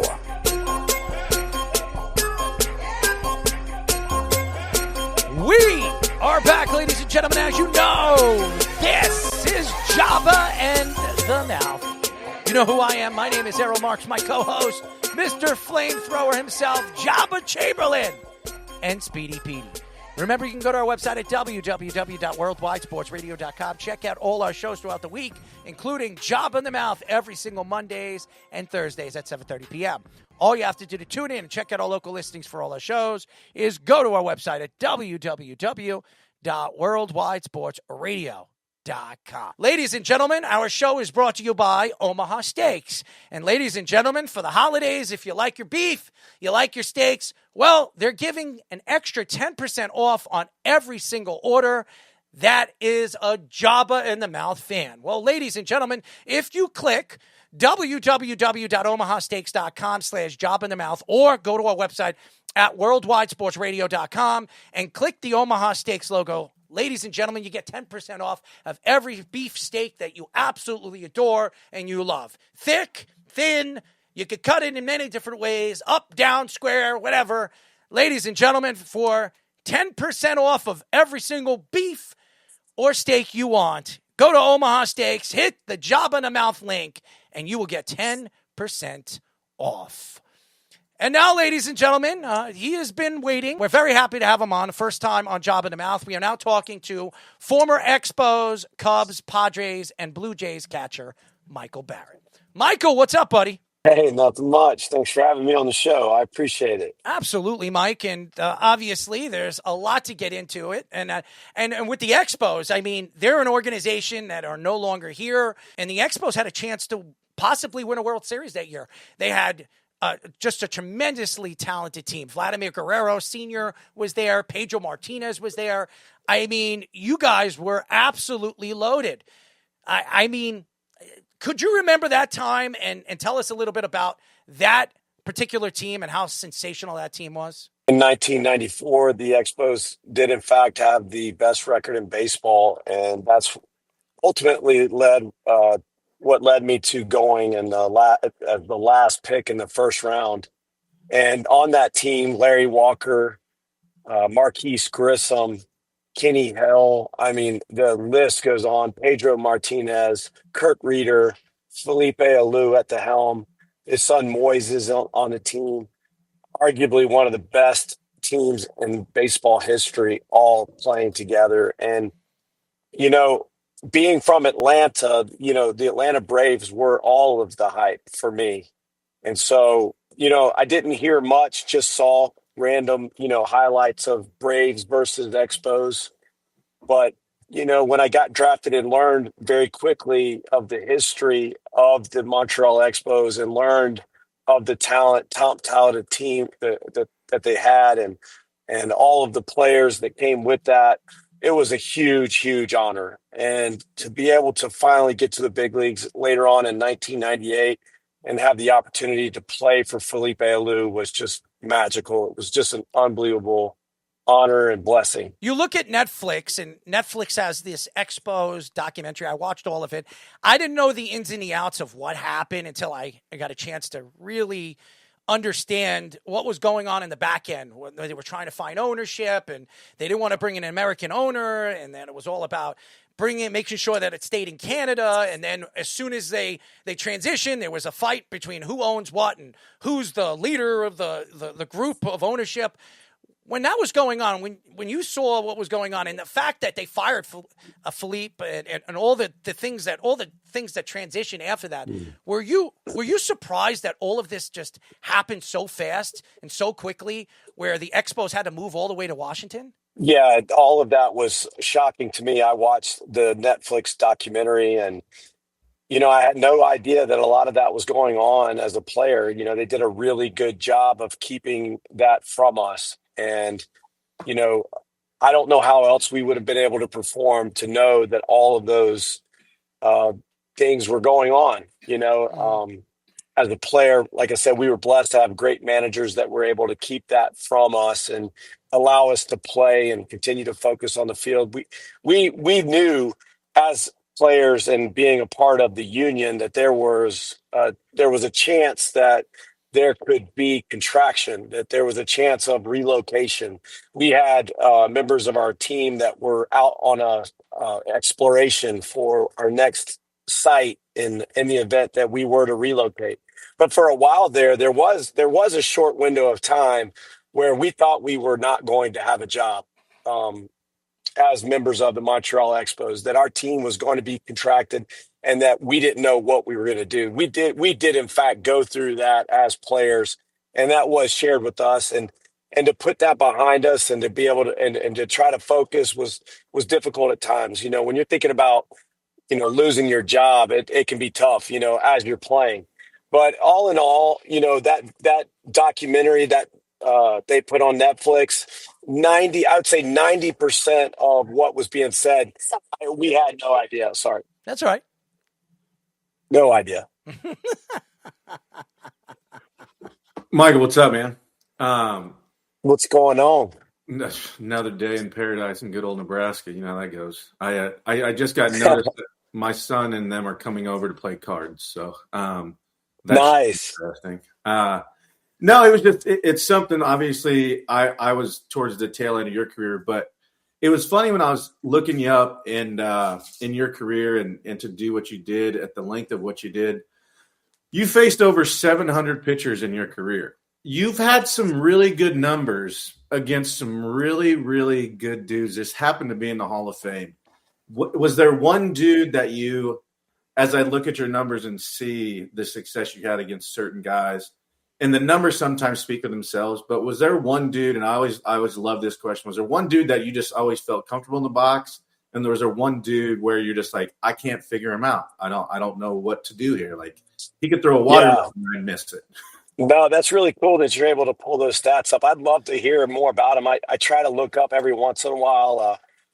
Greg Maddux will piss me off, and I'll be like, I owned him. I'm going to look him up. 343 off Greg Maddux in 39 Thank you.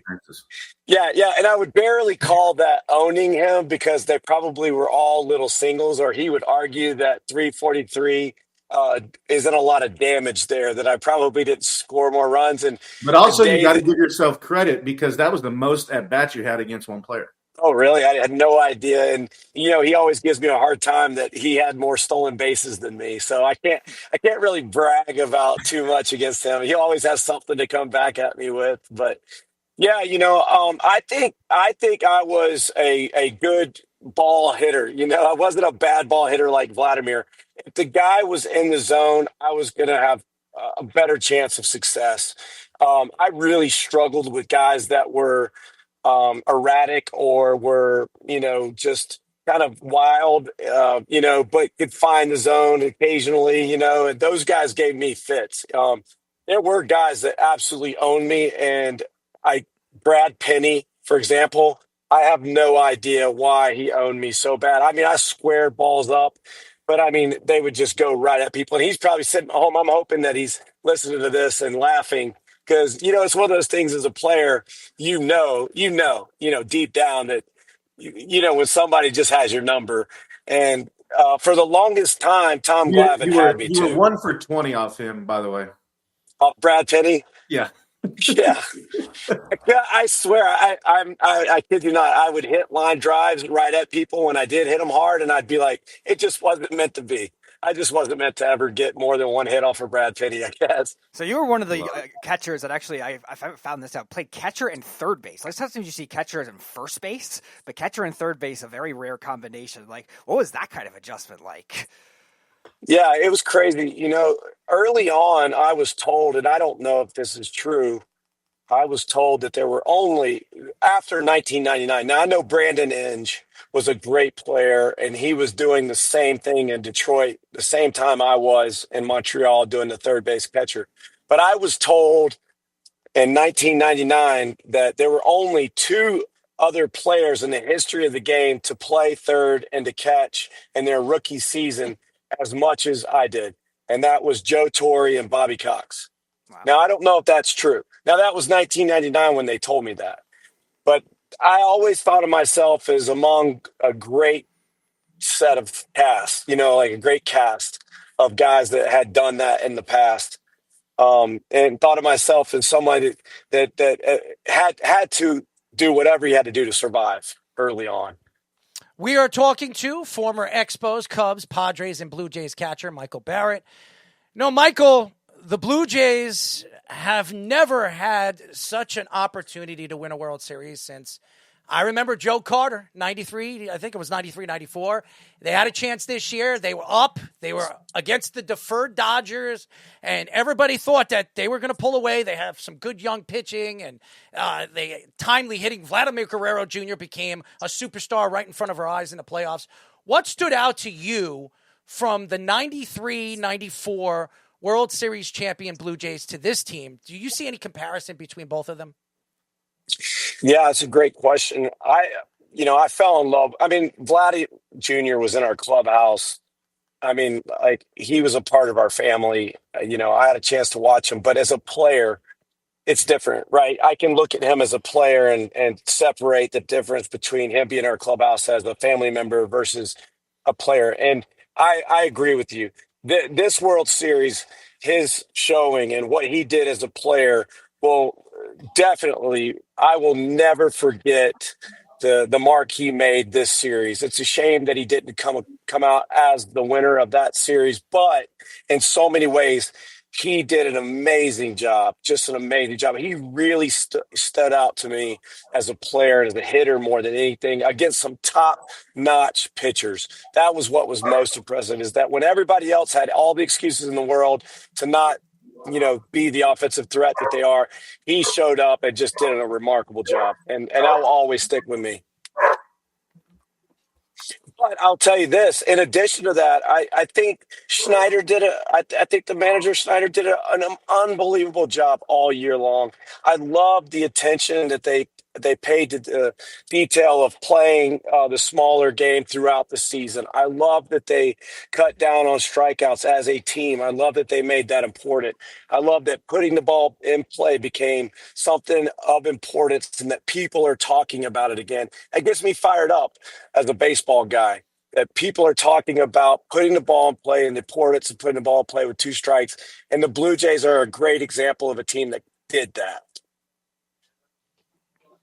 Michael, do you like when you look at the state of the game and kind of where the direction that it's going in and how we've seen it change, and in a lot of ways, I think in good, and a lot of ways where I think it necessarily wasn't enough, or it was maybe too much. In the way that you see it, what do you think the game's direction is? Do you think it's for the positive in more ways than it is in the negative right now?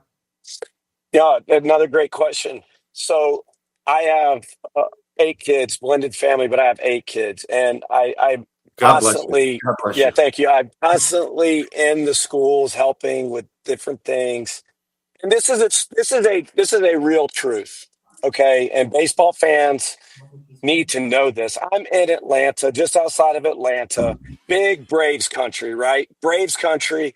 Acuna couldn't be more popular. It's exciting for me to see that. It's exciting to see kids wearing Acuna like I wore Dale Murphy shirts. I love it. Absolutely love it. Here's the thing that you'd be surprised, or a lot of people may not be surprised to hear about. In my hometown, you go to my local elementary school where my kids go, you will see as many Savannah Banana shirts as you see Acuna shirts. Okay, we've got to stop and think about that for a second as baseball fans, okay? Now, as great as that is, because if you're a baseball nut like me, you don't care. You just want kids in a stadium somewhere watching, learning baseball. Yeah, it's just learning how to throw strikes over the plate. I don't care if it's standing on top of your head. Just learn to throw the ball over the plate. The Bananas are teaching kids how to do that and do that having fun at the same time, So, like, there's some competition that's happening now with MLB. Some of that's because of some decisions that we've made as players, some decisions that we've made as baseball people, right?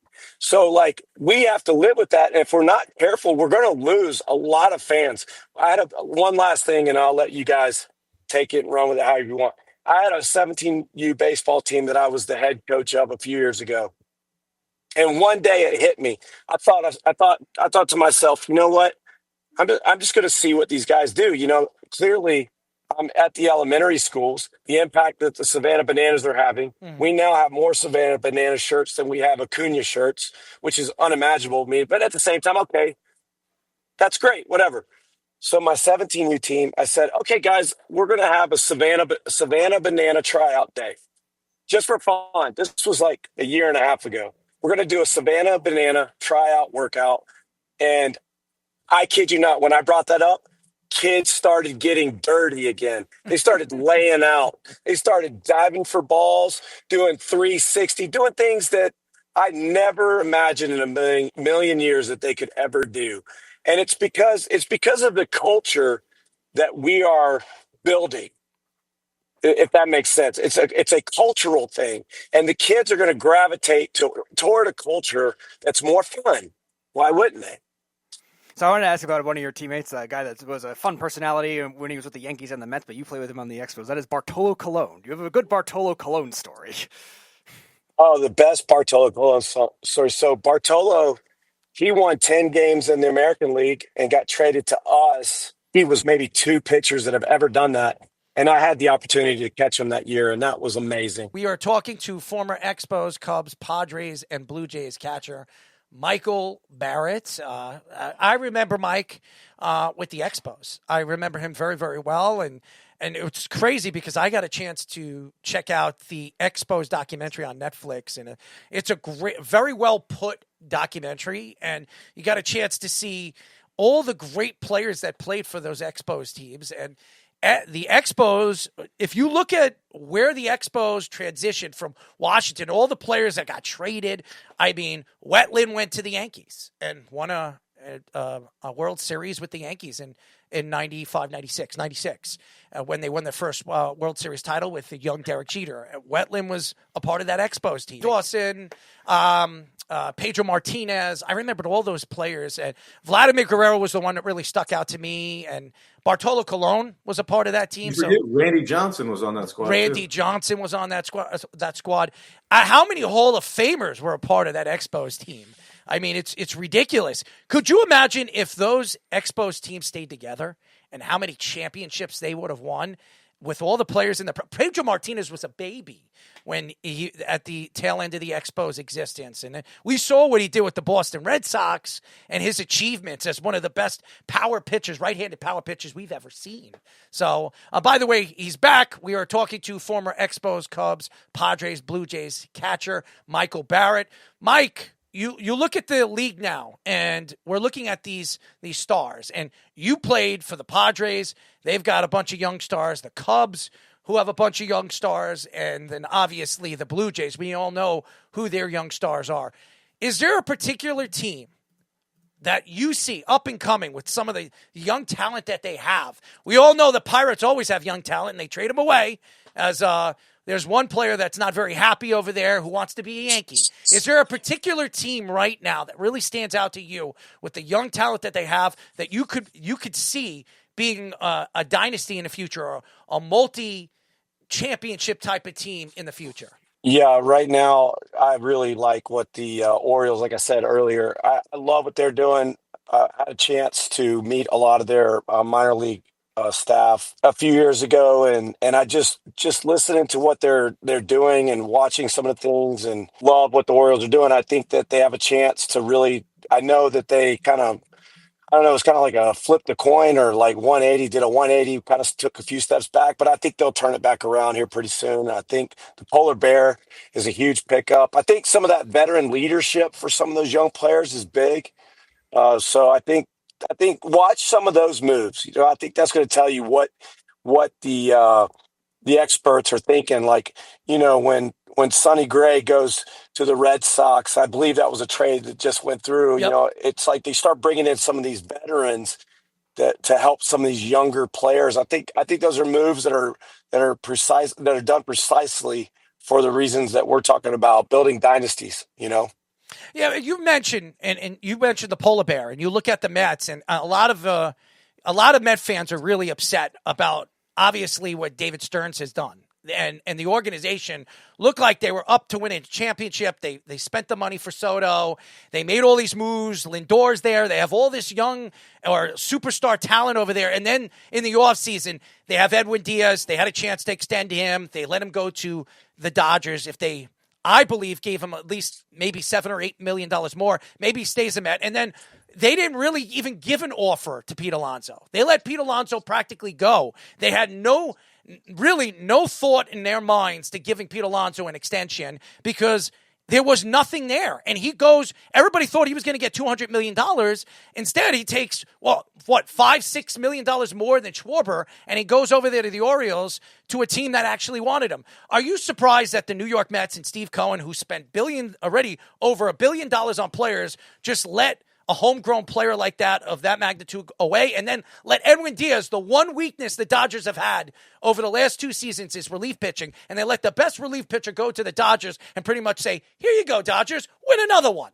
Are you surprised that the Mets obviously didn't step in and do anything to save or keep these players there? Yeah, I think, you know, they have such a closer, closer tabs on every little thing that these players do, or that we did as players. It's like They know every little thing about us. They know what we wake up and what we like to eat, what we don't like to eat. I know it was difficult for Mets fans, and rightfully so. But I gotta imagine that the Mets have a plan to fill those gaps. They have to, and if it's not in the next year, it's going to be years to come. I think. And I'm just being honest here, being like completely transparent with you guys. Like the biggest thing for me is like people, they've been talking about a work stoppage. They've been talking about a bunch of stuff, which also may have an effect on why these guys aren't signing. And I don't mean to scare people, but that's the reality is these are real conversations. Why would any owner of any club want to spend that much money if there's a work stoppage? Like that, why, like that's baseball. That's talking. That's not us talking. That's baseball fans in general. That's every hot stove in America is talking right now, work stoppage or not. Well, that could have an effect on whether or not you spend $150 million, $200 million. I don't know, but I would say this, that it's hard to see those guys leave the New York Mets organization. I'm a big Juan Soto fan. Would love to see Juan Soto win a World Series with the New York Mets very, very soon. Is it going to happen without those guys? I've seen crazier things. We've seen crazier things. The Mets could pull it off probably without those guys. I don't know. It would be nice. It would have been nice to see those guys in on the action and in on the fun. But, the Mets have something up their sleeve. They got something. But at the same time, it's nice to see that the Dodgers are not stopping. They're going to keep rolling. They're going to keep investing. They don't care how many World Series they win. They're going to keep trying to win more. I love that. We need that in the game. We need that team that's just going to continue to pour into its organization, pour money into. I mean, I love that. And then the Orioles. How many times have the Orioles gone out of their way to sign guys like the Polar Bear this offseason? Like in their history, they're making a move. They're making a move that's awesome. I love to see that. So I'm kind of a guy that looks at the glass as half full all the time. I want to switch gears. You as a catcher that took pride in what you did. And my son now, he's pitching in college. And what is your stance and what is your thought on this?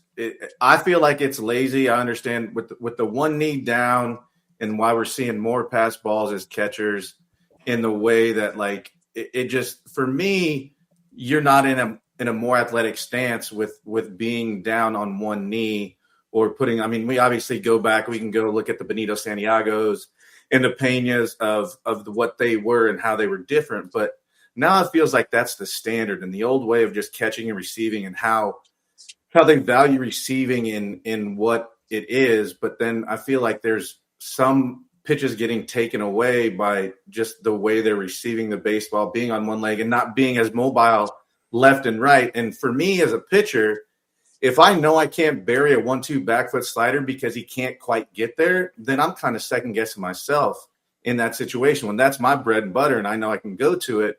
But maybe I give up the guy that still gets on first and then extends an inning. And I just, it's interesting to me and somebody of your caliber that's done it at the highest level and now gets to teach it. Do you teach it? If so, why or why not? Yeah, I definitely. So what I've kind of come up with is, talking about like traditional stances, because that's what they've become. A secondary stance is now like of 1980 to 1990s, where your butt's off the ground, all that stuff. That is what I call a traditional stance.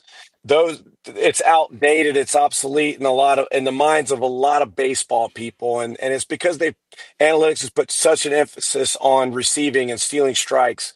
And my whole thing was, and I agree with you. I think depending on the age, especially, and the range of the catcher and the athleticism of the catcher, we're doing a disservice to kids by putting them on a knee when they're 8 years old to, let's say, 15 to be exact. Like just as an example, in terms of player development, we're making a huge mistake saying you're 8 years old, 10 years old, you're catching from a knee. That's happening. That's really happening. I'm seeing it happen. It's disgusting. It's no good for the kids. And the reason why is, and I know this because we did kind of a case study when I was the catching guy with the Washington Nationals. first thing you see is when you see a kid on a knee, if he's on a knee too much, when he goes down to do anything else, he goes back to that muscle memory that he just created by catching on a knee, and it looks lazy, it looks careless, it looks awful, and that's happening. And so we had to fight that. We had to get the kids to believe in these traditional stances, and that was the way to go, because if there's an automatic ball and strike system coming, it doesn't matter how you catch it. But what's going to come, what's going to become more important again is how you're able to throw guys out and how you're able to block. And we proved when I was with the Washington Nationals, and this is a credit to the Washington Nationals, not me, but as a catching coordinator with the Washington Nationals built a system that was able to analyze every ball that was blocked by every catcher in baseball, in professional baseball, from A ball all the way up to the big leagues and all the way down, back down to the Dominican. They could analyze the range of every ball, and we're able to quantify what balls should be blocked and what balls were okay to not block. And all of a sudden, when they started to see those stats become the important factors that they are, it definitely weighed in on their decision with us, or at least when I was there, on whether or not we caught from one knee. And we fought that. And we fought that because we care about the catchers. A lot of what you're seeing now is just an excuse to me, just an excuse, and it's no good excuse. So I want to ask, like, the impact of analytics in baseball, because we've had a lot of guests on our show that have mentioned, like, it takes away from, like, you mentioned with the catcher standpoint, but also, like, when you look at pitching, Jabba brings it up all the time. Like, sometimes these advanced metrics, some of which you wish he had when he played, and others that he didn't. Do you think that's, one, hurt the development of certain young players, and two, also rose the injuries, the amount of injuries we've seen in baseball with arms and stuff like that?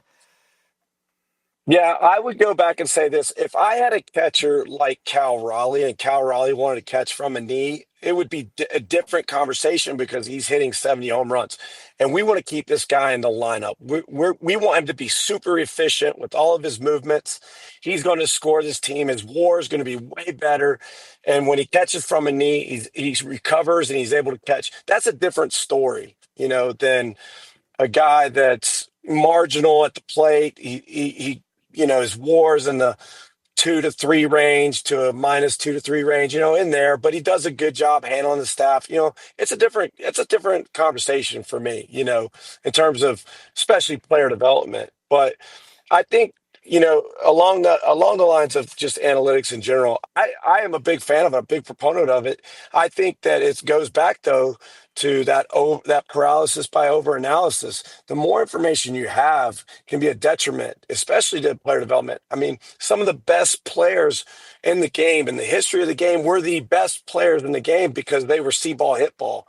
They didn't think about, when a pitcher was pitching, that 75% of the time he threw his changeup in a 1-0 count. That would have been helpful information, but I promise you, there were players that had more success thinking less about all of that. We are talking to former Expos, Cubs, Blue Jays catcher Michael Barrett. I don't want to keep you on too long, Michael, because I want you to go and get a chance to check out your son. He's a senior playing basketball. I don't want to take that away from you, but one of our fans have a question for you, and I think it's a really, really good one, and I want to give a shout-out to Chi-Town for listening to us.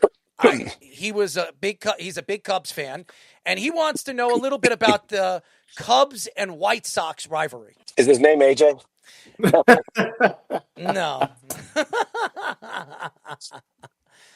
His Yeah, name's I tell Carl. people. I was talking about it the other day. I was talking about we're coming up on the 20th year of that fight, and when I talk about it, I feel like it just happened yesterday. It's very vivid in my mind and in my heart, my soul. It became such a part of me, and just that rivalry and being a Cub member. And I was telling somebody the other day, I don't remember, and I kid you not when I say this. In 2004 to 2007, in the time that I was a member of the Chicago Cubs, especially when we were playing the White Sox at their place, I can't remember how many times or how many innings there wasn't a fight outside of the game.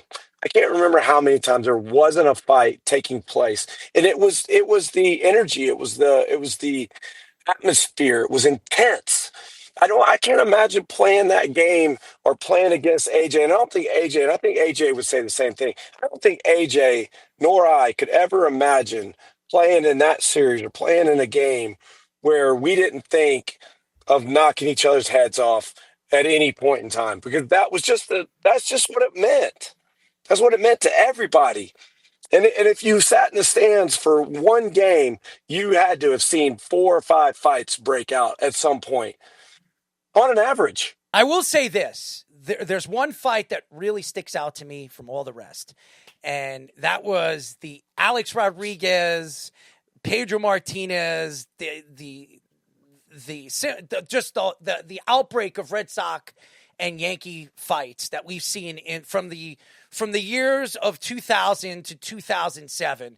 There was always something that was going to break with the Red Sox. Pedro Martinez couldn't stand the Yankees. Alex Rodriguez couldn't stand the Red Sox, even though, and I'm watching the Alex Rodriguez documentary right now, which is fan-friggin-tastic. If anybody hasn't checked it, it is awesome. It is so good. Yeah. It really is well put by HBO, I got to say. I'm on the second episode. I saw the first one today. It's really well put together. But you could see that A-Rod, the fact is that A-Rod always wanted to be a Yankee. He was surprised that the Red Sox were going to make a move for him, and then everything fell apart. He becomes a Yankee, and we all know what happened after that. I mean, when you think of teams that couldn't stand each other, the Red Sox and the Yankees, the Chicago Cubs and the White Sox couldn't stand each other. I mean, you could go back on some of the teams, the fights that we've seen. The Dodgers, who was the Dodgers that couldn't stand? And we saw the fights all the time. Is it the Dodgers and the Angels? Something. I don't remember exactly, but over the years, Yeah. Valenzuela. Who was the team that Valenzuela went crazy? Oh man, the Giants. The Giants. Their bitter hatred goes all the way back to New York. Yes, the Dodgers and San Francisco Giants couldn't stand each other. That's a bad one. I mean, that one goes way back. I would say, the great thing, I shouldn't say the great thing. I mean, I don't condone fighting, okay? But I think that, like, if anybody thought that wasn't in A-Rod, he proved they were wrong. He proved one of the greatest players, and I don't care whatever anybody says, he is one of the greatest players to ever play the game. And he was one of the most cool, collected players to ever play the game, and that series got to him. Anytime you throw down your bat, you look at the pitcher, you stare at him, you point at him, you go to fight him, and then Veritek gets in your face. That means that some element of the game got to you, right? And he was one of the best players of all time to me, and proof right there that anything at any point in time in those series can bring the worst out of some of the best in us. Michael, before we let you go, I want to say something. There is a particular player that Jabba Chamberlain couldn't stand. He played with Jabba Chamberlain. He played with the Red Sox. Could you guess that player that Jabba couldn't stand? Well, I know AJ was a member of the Red Sox. I don't know if that's the one. Is that the one? Does that count? No. I'm going to give you a hint. His first name starts. I don't need a hint. Let me get. You going to give me this chance? Yes, I'm going to give you a chance. Okay, here I'm going to give you a hint. Okay. All right. Here's it. His brother-in-law is a famous player in the NFL. Was a famous player in the NFL. Wow. I'll give you a hint again. Man, I'll give you another one. I feel like I'm letting Jabba down right now. I'll give you another hint. He's one of the greatest players at his position in NFL history. Oh, my gosh. Why am I drawing a blank right now? I'll give you another hint. He also played in Boston. Oh, man. Michael, I'll give you one that might help. Okay, go ahead. He had a weird batting stance. Oh, man, that narrows it down. Oh, man, you're going to have to tell me who it is. All right, hold on. He likes to play with himself. Tell you, oh, my gosh, there's a lot of those guys like that. All right, okay. His first name starts with a K, and his last name starts with a Y. Is it Euclid? That's right. Oh, my gosh. I can't believe I was thinking Kevin Euclid, but I was like, I honestly didn't know he had a brother-in-law in the NFL. Yes. Tom Brady. It's Tom Brady. Tom Brady is his brother-in-law. Oh my gosh, I had no idea. Like, that's how stupid I am. No, you're not stupid, Michael. But I got basketball in the brain all day today. I got an excuse. I've watched 3 high school basketball games. I'm done. go take care of your son. I don't want to keep you from that. And let's get you on. No, he's good. You got. I told him I was coming on the line. I was like, we're going to give you a shout out. Yes. He was so excited. I want to say something. We're good. I want to get you on the show again.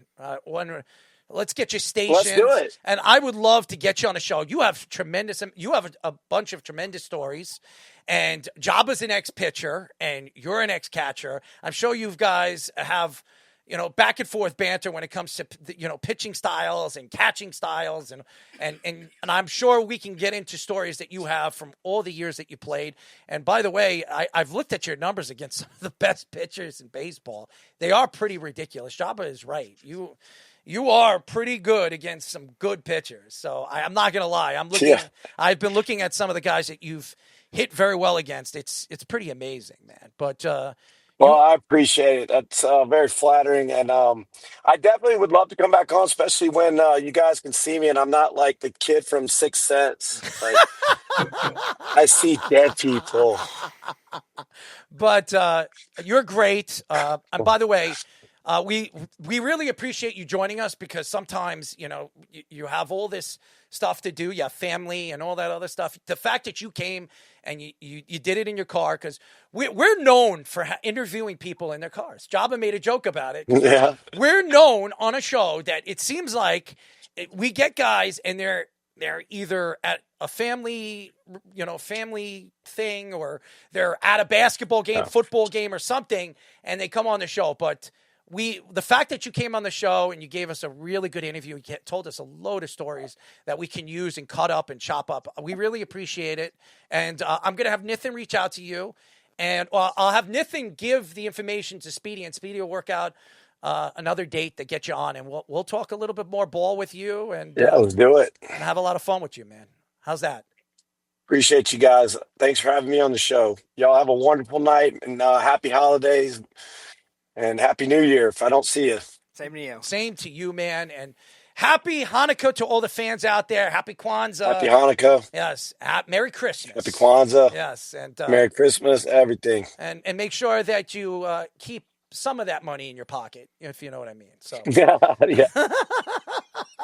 So, Mike, tell your son I hope he balls out today from us. Oh, yeah. Appreciate it. You got it. Thanks, Mike. Michael All right. Barrett, ladies and gentlemen. He was sensational. Let's go to our Save Your Tears Week 15 recap. Mom, what's one thing that you can't talk to me about?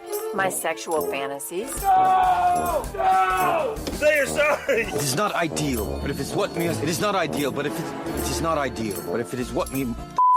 You can't triple stamp a double stamp! You can't triple stamp a double stamp, Lloyd! You can't triple stamp a double stamp! Lloyd!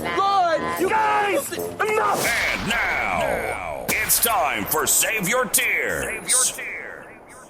All right. Save Your Tears recap for Week 15. Another great game. Let's take a look at who we were picking from on the board.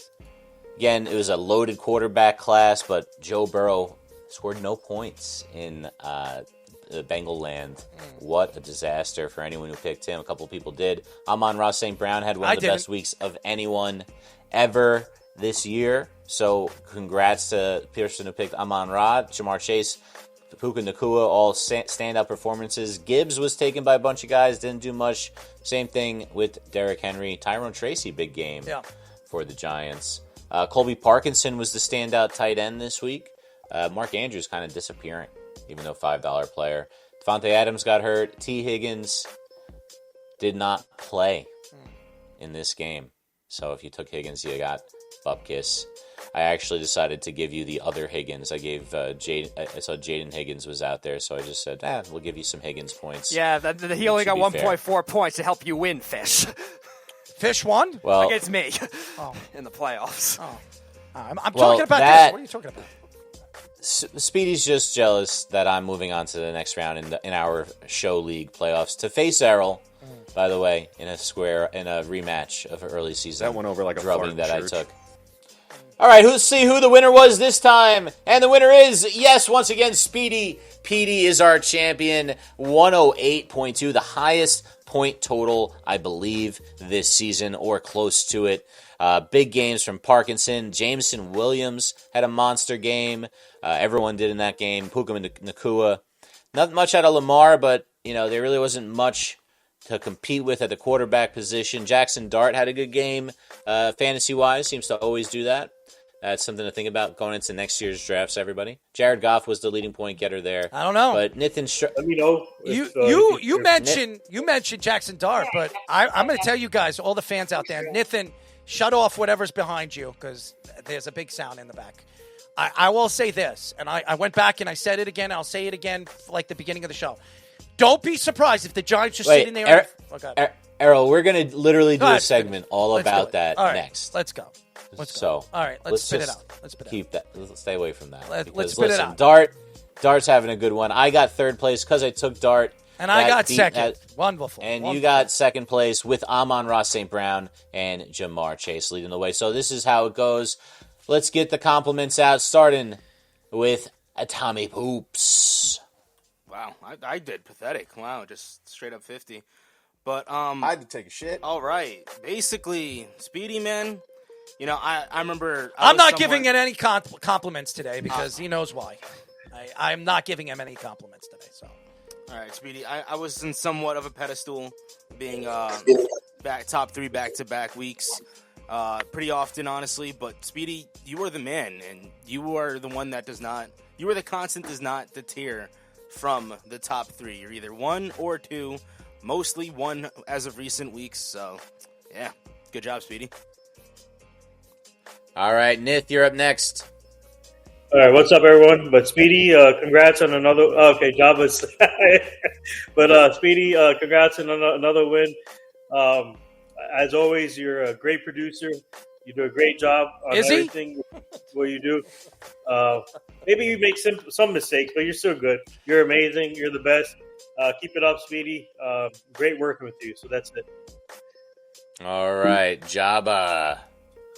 Speedy, like I said, you are the epitome of what we try to follow and the way you do things, and it does never fail. You sometimes fall off the horse, but you always get back on, and as we've seen, you did it again with the highest point total, so we shouldn't be surprised, and we should all follow lead. That's why if we have somebody else ever wins, they make sure you go first and piggyback off you, because your picks are always very quick, and you already have them, and then it usually ends up working out. And so we need to follow your lead a little bit more.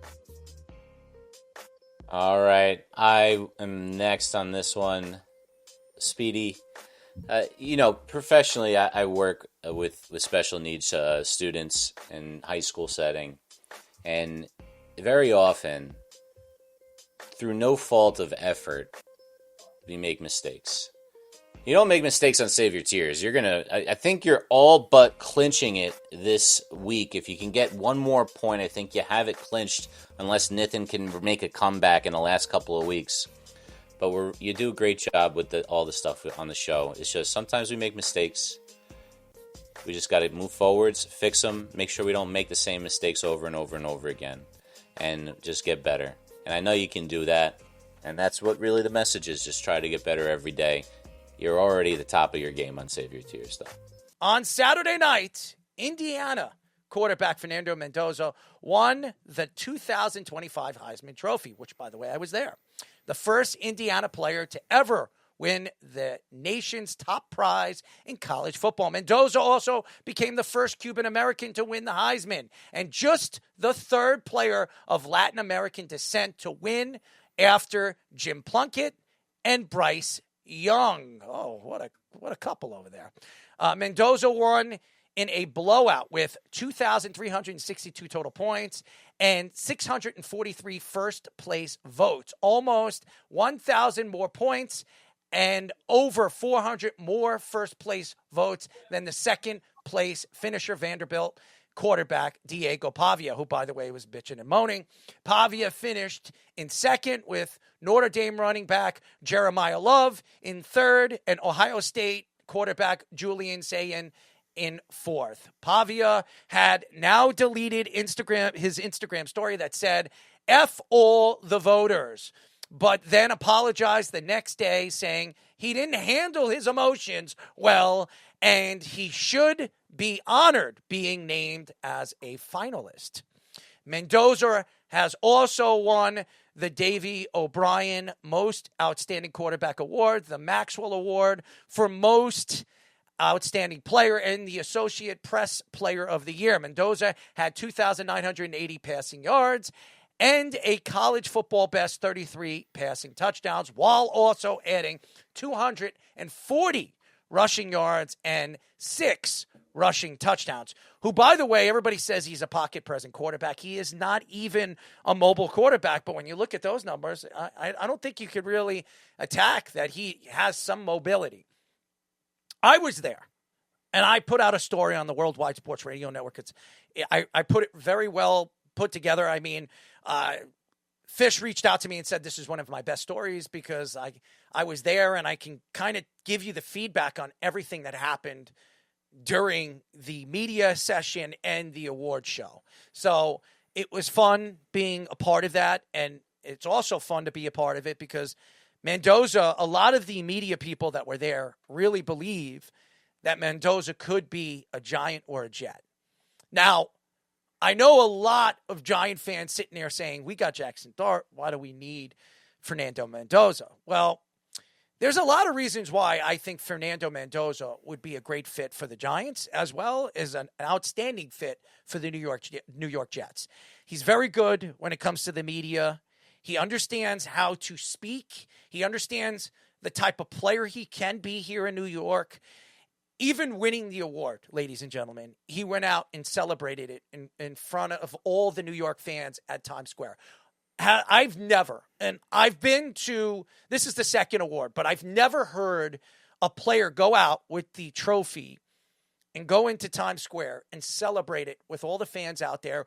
Where, listen, it's dangerous, and all the players surrounding him and all the fans surrounding, taking pictures and screaming JETS, Jets, Jets, Jets. I mean, it was a remarkable time to just see such a legitimate superstar here in New York, and might be, as a fan, the opportunity to land a player of this magnitude would really change the New York Jets organization and maybe even the New York Giants organization. The blowout, and I got the numbers. After the announcement, if you're in the media room, they give you all the numbers, where and how many votes, and I can get you the numbers on Southwest, Northeast, on where the votes were coming from and how bad he dominated when it came to the voting.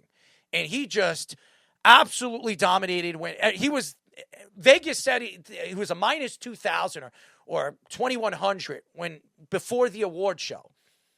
There was no doubt in my mind Mendoza was going to win. The fact that, and I'm Diego, I'm surprised that you actually thought you had a chance. And Pavia had a great season. There's no question. What he did with Vanderbilt is outstanding. Vanderbilt has never been ranked so high. Vanderbilt has not ever looked as good. He is sensational. He looked so good. Remember, this guy he's not a big quarterback. He doesn't have the arm strength like, Mendoza does, or the accuracy like Mendoza does, or even Sayin. And Julian Sayin's going to be here at least 2 more times. Sayin's going to win a Heisman Trophy. I promise you guys that. All you Ohio State Buckeye fans, this man is going to win a Heisman Trophy. He's a pretty boy. I think any of the women that were there, all the media women that were there, they flocked to this guy. They flocked to Sayin. There's no question. And Jeremiah Love, I love his speech. I wouldn't be surprised. The Jets sitting at 13. Jeremiah Love, if the Jets move up to get Mendoza and then draft Jeremiah Love, these guys love each other. They were sitting right next to each other, giving all the compliments back and forth with one another. And I felt bad for Jeremiah Love because this man should be in the football playoff. I didn't ask him that question because I didn't want to. This is supposed to be a fun time and an exciting time. I didn't want to piss the man off. But I would be pissed off knowing that besides, Pavia, Vanderbilt missed the playoffs by a little bit, but Ohio State and Indiana going into the playoffs, and Notre Dame was, I would think, just as good as both those teams all season long. They should be there. They should be challenging Ohio State or Indiana in this football playoff, but it didn't happen. But I love the fact that a lot of the media people didn't just look at the New York Jets as a landing spot for a guy like Mendoza. A lot of the giant media people think that depending on if Joe Shane's there or he's not, if Joe Shane's not there and there's a new GM there and there's going to be a new coach, they might think that Jackson Dart is an injury-prone player or he's going to put himself in harm's way, and they feel that Mendoza is a better fit for their future and really a quarterback that they can build their roster around. Because to me, he is everything you want in a New York quarterback. Now, I don't know how it's going to work here. I don't know if he's going to handle the New York crowds. And we've seen quarterback after quarterback for the New York Jets get drafted and they fall apart. Sam Darnold, he didn't work here, but he's in Seattle doing well. In Minnesota, he did well. I mean, Geno Smith, he leaves here. He backs up Eli Manning, takes over Eli Manning's job with Ben McAdoo. And then he goes over there to Seattle and he was up for an MVP one year.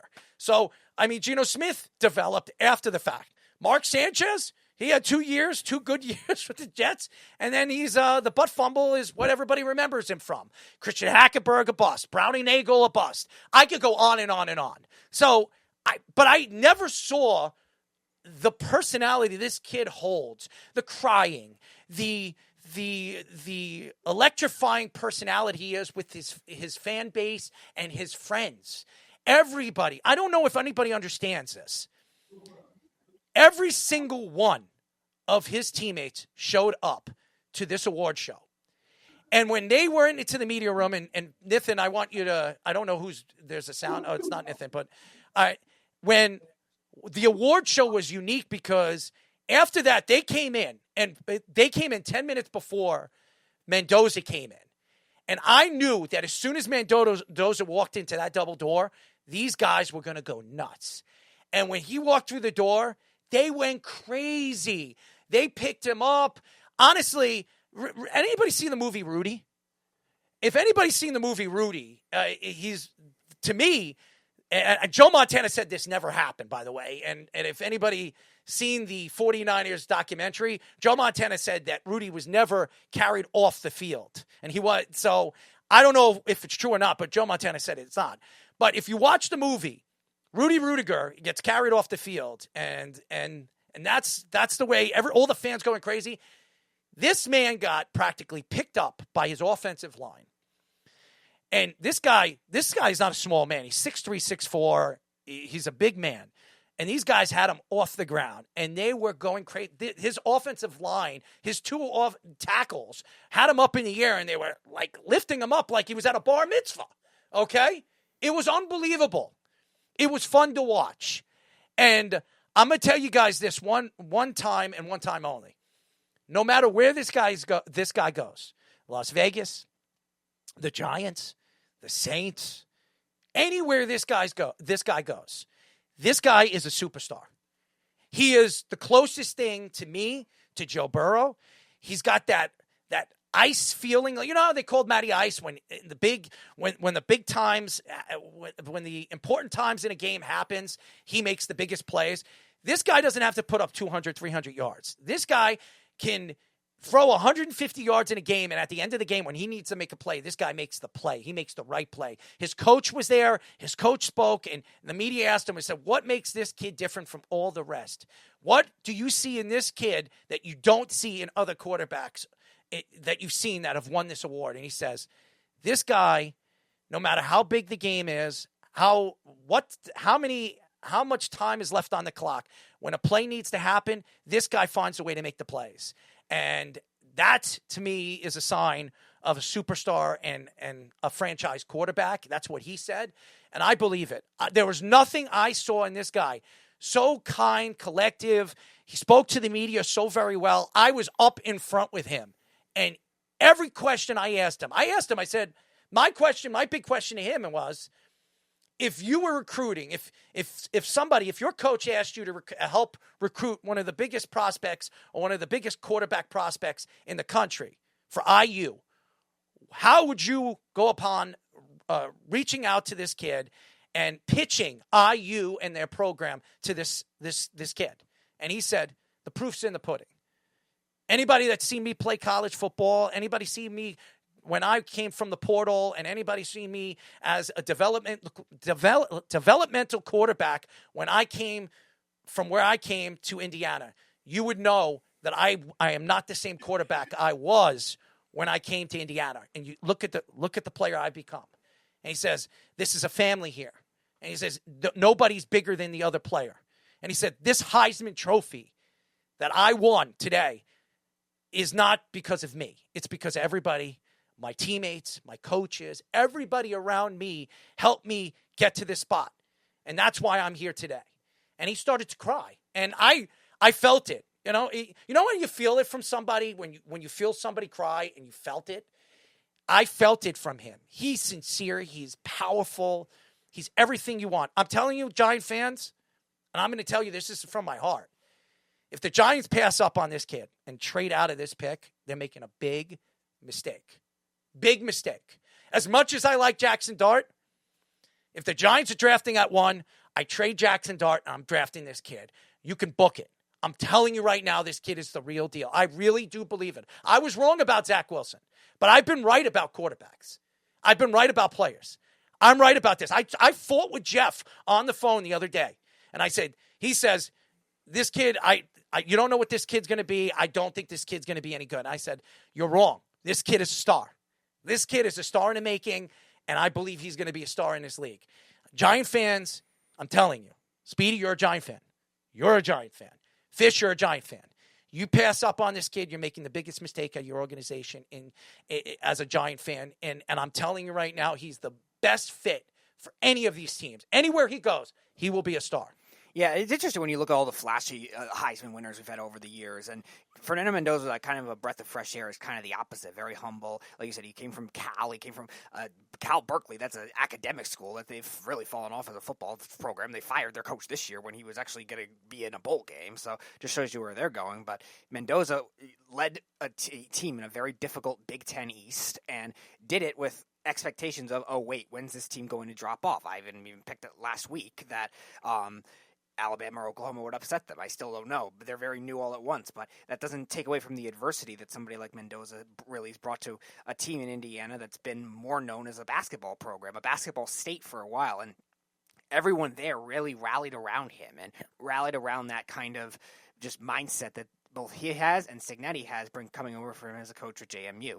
And now you're seeing a combination of just consistency, great leadership. Yeah, not these amazing traits with everything, but like you're saying, Errol, Joe Burrow-like traits that as a leader in the NFL you would want as a franchise quarterback, and in the college football playoff you would want as a veteran leader that you're seeing come more often. These guys that have been adversity, going from other schools and making it work. I got a question for you.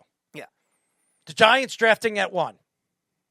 Do you draft Fernando Mendoza? Everything that I've told you, what I see him as a player, do you trade Jackson Dart and do you draft Fernando Mendoza? See, it's interesting because I think Mendoza is. I ask you a question. It's a yes or no question. Yeah, it's tough because Mendoza is not leadership-wise, I think, ahead of Dart. I don't like the process of drafting back-to-back quarterbacks. I bashed the Cardinals for that years ago. You trade Jackson Dart. People think you could get. There are teams like the Rams that I believe might trade a first-round pick. They have 2 of them. They could trade a late first-round draft pick for a Jackson Dart. So to sit here and say, hey, no, they don't have a future. They don't. The Rams do not have a future at the quarterback position. They have Matthew Stafford. How many years does he have left? There is no Baker Mayfield there anymore. You can make that move. They wanted Jackson Dart last year. They decided, obviously, the Giants decided to move up to get him and really jump the Rams on sneaking up and getting him. So why wouldn't you do this? You're wrong, Speedy. I'm sorry. I'm telling you, fans. I'm telling you, if the Jets move up and steal Fernando Mendoza from you guys, you're going to regret it. I'm telling you, this guy is the real deal. Speedy, I've gone out on a limb many, many times. I've been wrong here and there, but I've been right about a lot of players. And this guy, I am 100% sure if he comes to New York, he's a star. I'm telling you.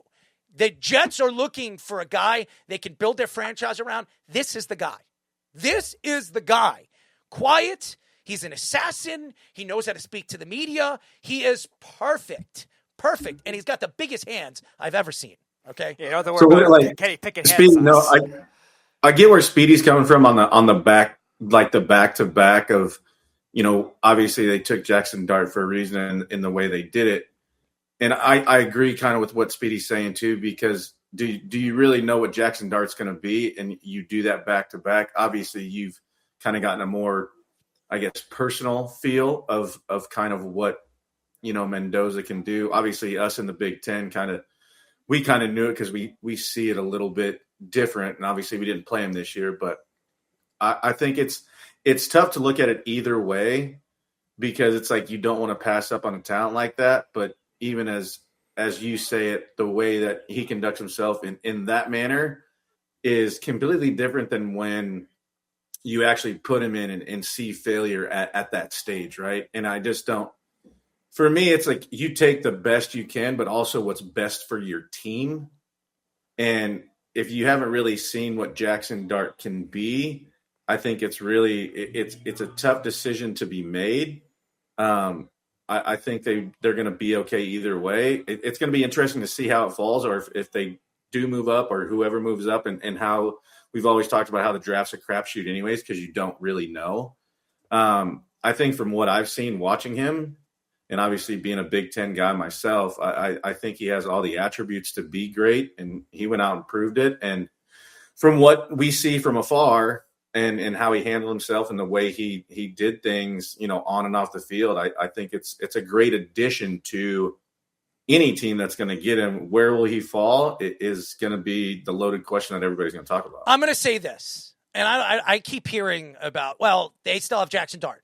You bring in a new GM, which they probably are, they don't think Jackson Dart might not be the future. And Jackson Dart is a mobile quarterback. He really hasn't shown enough where you could say, oh, this guy could throw. This guy can make every single throw. I would worry about Jackson Dart. First of all, his first year, how many injuries has he had already? 2? 3? The guy can't stay healthy. He doesn't know how to slide.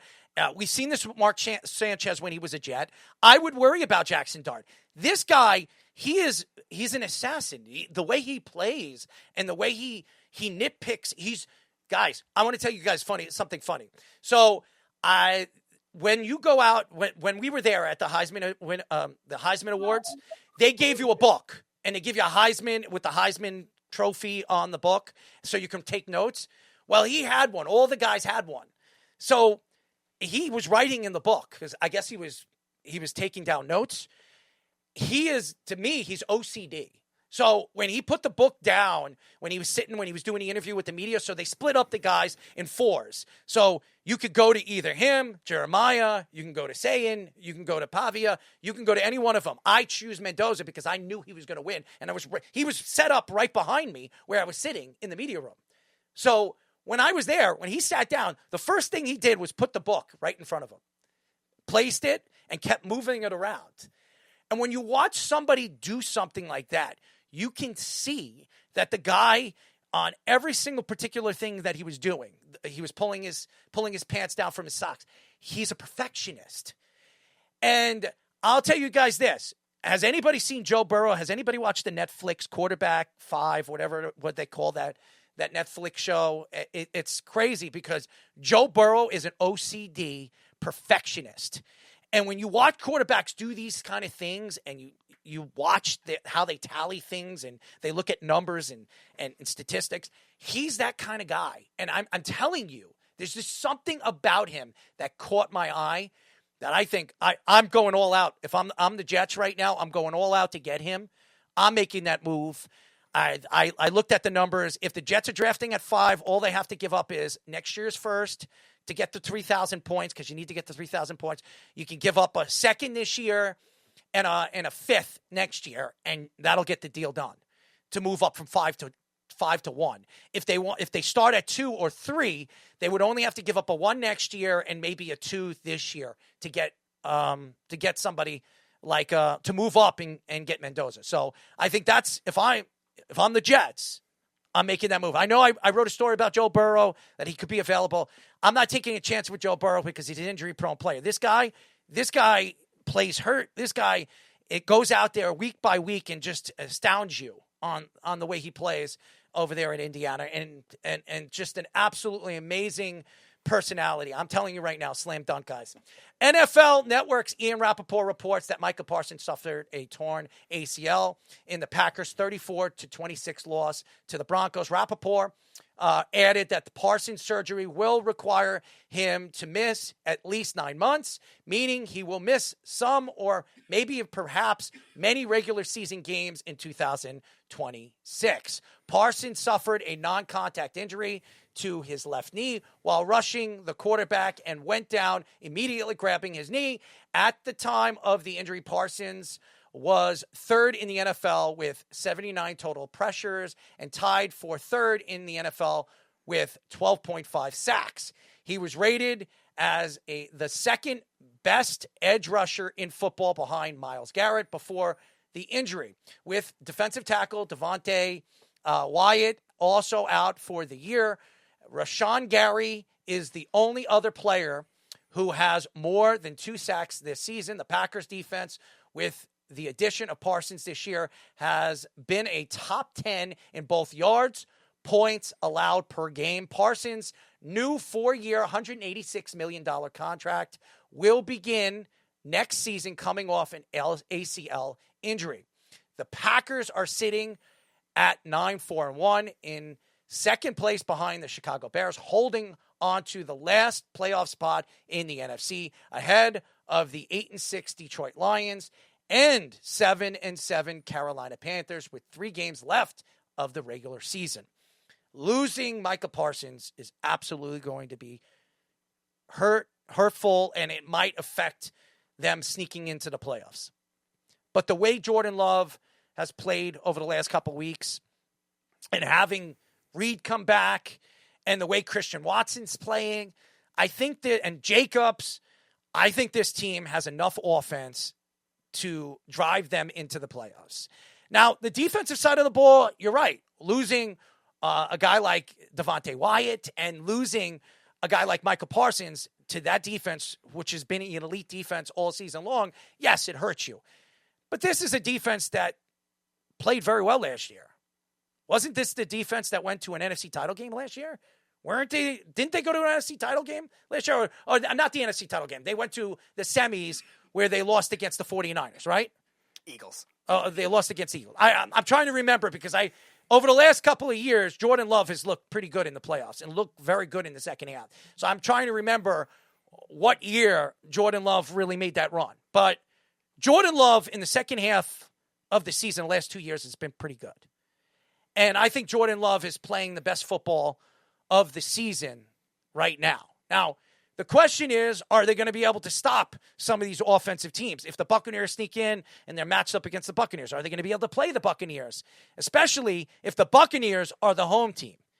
Now, we've seen Jordan Love has played better at home than he's played away.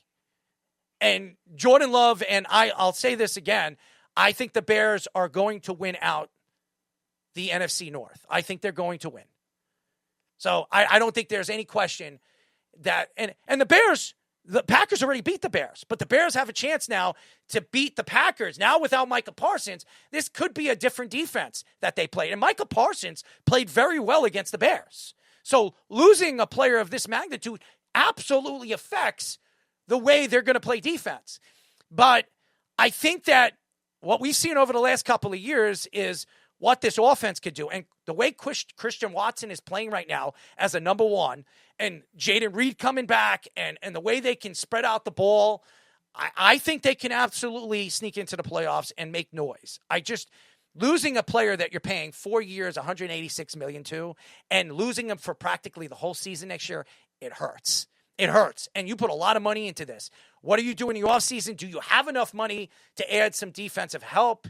Hendrickson will be available this offseason. They're definitely not going to have enough money because they're paying a guy like Michael Parsons $48 million. So they're going to have to really spin the wheel, make the deal, and bring in a veteran guy that you hope you hit on. I don't know if there's anybody out there that you can bring in the offseason. And remember, the coach was on the hot seat a couple of weeks ago. People were talking about maybe firing the coach in the offseason. So I don't know if the Packers miss, do they decide to move elsewhere when it comes to coaching, or maybe the GM? So I don't know.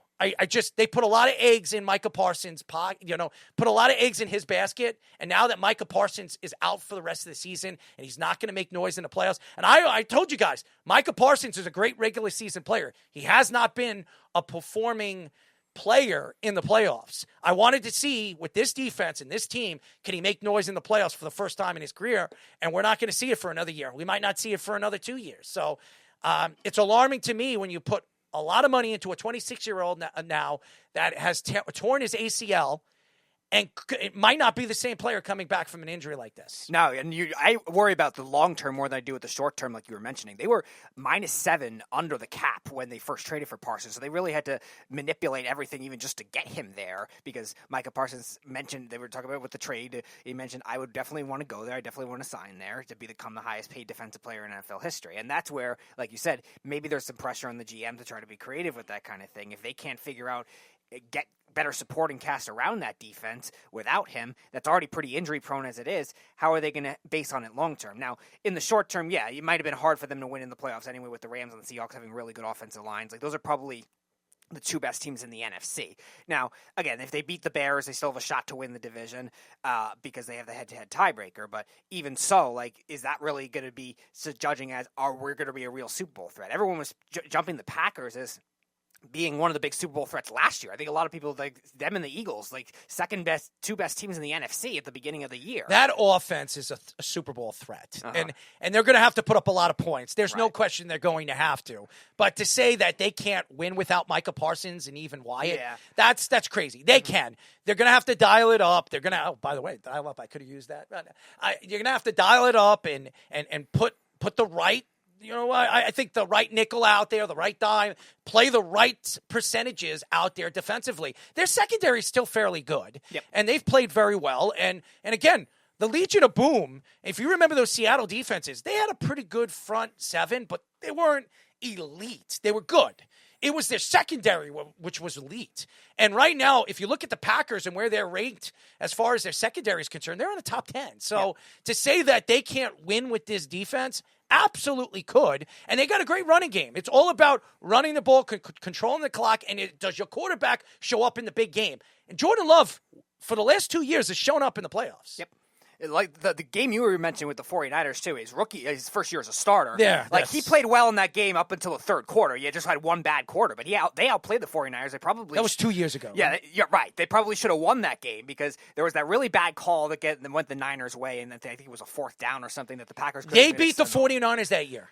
They go to the Super Bowl. Yeah, definitely possible because you also look at the Packers, the way they played the Lions that year, too. Jordan Love had his best game of the season on that Thanksgiving game. He was the best quarterback. He was the best quarterback in the playoffs that year. So there's definitely possibilities where the offense ended up taking them, and that's where you think you wonder, you have the dilemma of like trying to be able to run the ball and play ball control to give your defense rest, or still try to go for the big plays, and that's where the coaching is going to come into a lot. And especially with losing Wyatt, too. Like, they're better against the run they've been in previous years, but it definitely hurts when you trade Clark and you're hoping Wyatt could take a leap, but now he's hurt, too. But you're right. They have good safeties. You're complaining about Kenny Clark? No. I'm saying it's just it's a bad luck circumstance where he's also hurt, too. He's the guy that's replacing Kenny Clark, and he played very well this year. Probably a Pro Bowl caliber defensive tackle, and he just he gets hurt, too. But they're good middle of the field. Offensive line is a question, but their skill players now all being healthy outside of Kraft is great for them. No, I think you guys hit the nail on the head with it. You're not going to replace them, but can they still win?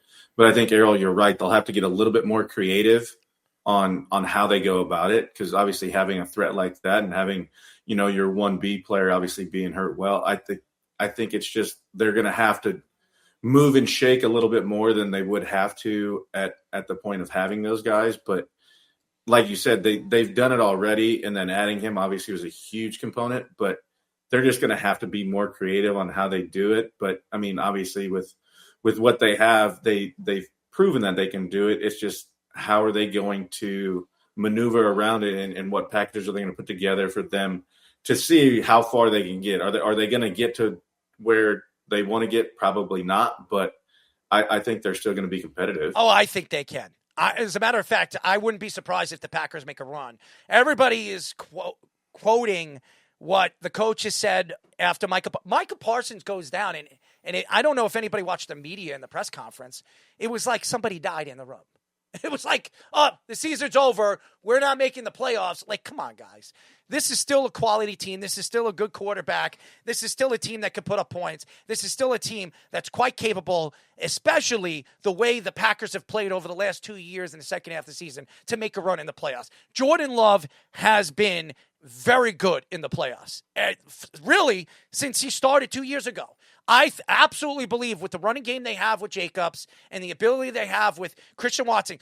You know who's going to make himself a lot of money in the offseason? It's Christian Watson. And guess what? The Packers are not going to be able to pay him. So guess where he's going? He's going to a team that's going to be willing to spend and is looking for a number one, because he's proven this year he can be a number one. So I'm telling you right now, if the Packers have any chance and want a chance to winning a Super Bowl, remember in 2010 when the Packers won their first Super Bowl since Brett Favre, and it was the only championship Aaron Rodgers won. They were the first wild card team. I think they were 6 seed. They were 6 seed. They were the first 6 seed to win a Super Bowl. Okay, where were right now? As of right now, where are the Packers sitting? The last spot. They're in the last spot. And the Packers had, that year they had 3 major injuries on the defensive side of the ball. I remember it. And what did the Packers do? Young Aaron Rodgers took them all the way to the Super Bowl and shocked the world as they win the Super Bowl. I wouldn't be surprised if the Packers could do something like that, where everybody thinks they're counting him out. Micah Parsons down. Season's over. And coach could be out of here, because I remember that? Mike McCarthy, I remember they were talking about maybe firing Mike McCarthy at the end of the season. I remember it like it was yesterday. And then they sneak into the playoffs and they make a run. So I'm just saying, I go back and I look and I kind of try to compare things. This is very comparable to that 2010 Aaron Rodgers team that went all the way. And we've had players on this show that were a part of that team, and they remember that like it was yesterday, where everybody counted them out and they went on that run. So yeah, they got in on a tiebreaker with the Giants and Bucks were both 10-6. They got in on a tiebreaker. I remember it like it was yesterday. And why do I remember it? Because that was when the Jets were actually good. So the Jets could have lost to their future quarterback and Aaron Rodgers in the Super Bowl. That was when the Jets actually had a pretty good team, really good roster. They had Rex Ryan, not Mark Sanchez, Mr. Butt Fumble himself, but hey, it was a pretty good team. Anyways, I remember Alan Fenica, who's a Hall of Fame, I believe is going to be a Hall of Famer. Anyways, when we come back, we got Speedy Stat of the Week, NFL Whip Around, and Dial It Up. Let's go to the Sports Minute. 3, 2, 1. This is the Jabba and the Mouth Sports Minute. All right, guys. Aaron Fishman here with your Sports Minute. I got a couple of stories before we get into the scores this evening.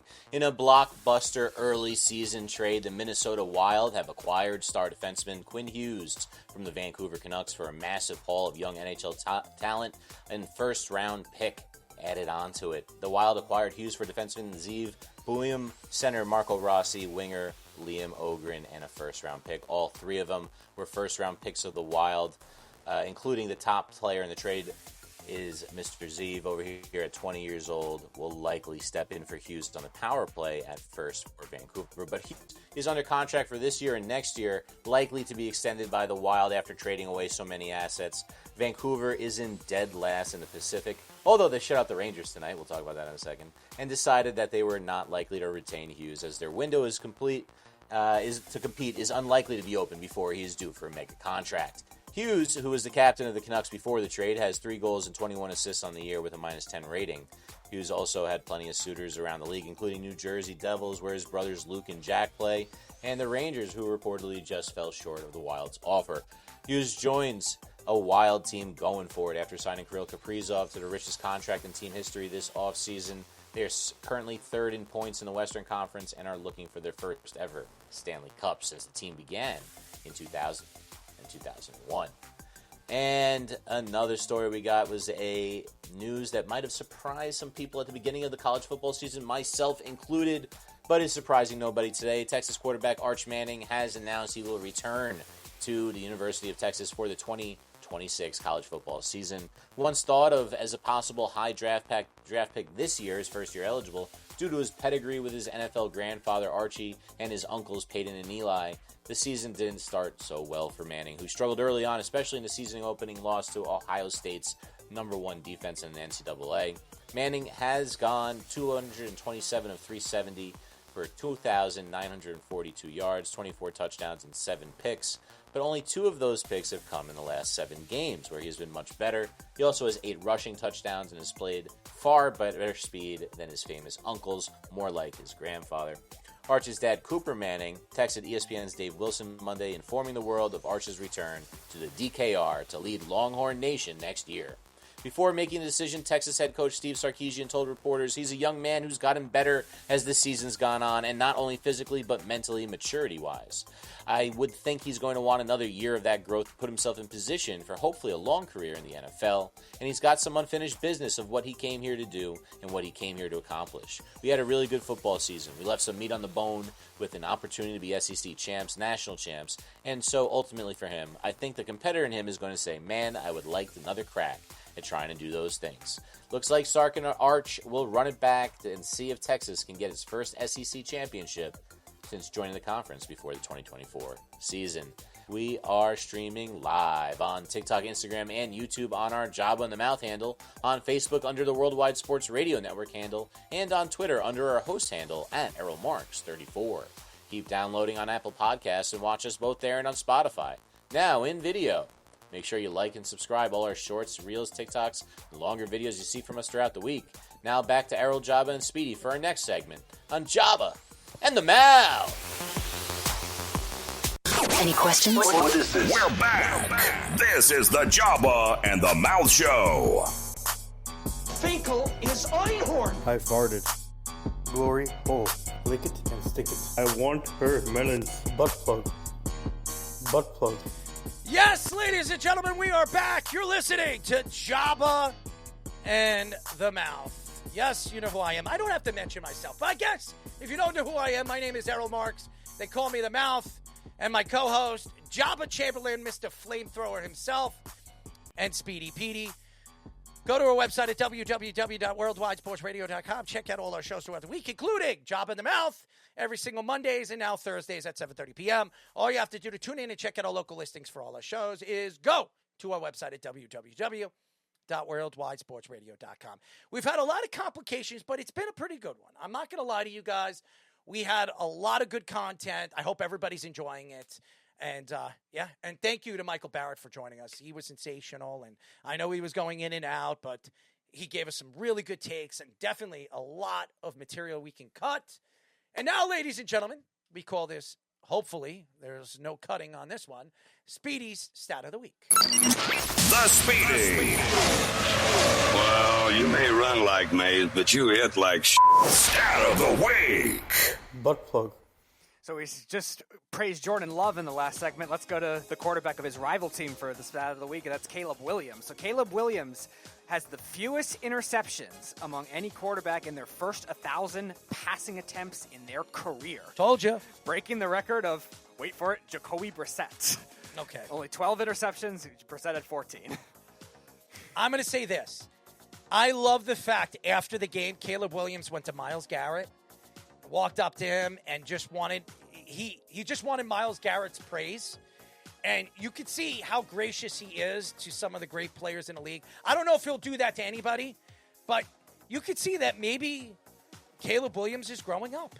Maybe he's growing up and he realizes it takes a team to win. And maybe he just needed the right coach to put him in the right position to succeed. Ben Johnson's been sensational for him, and I could see his confidence building. He feels confident moving outside of the pocket and making those throws and just being the calm, collective quarterback that I knew he could be.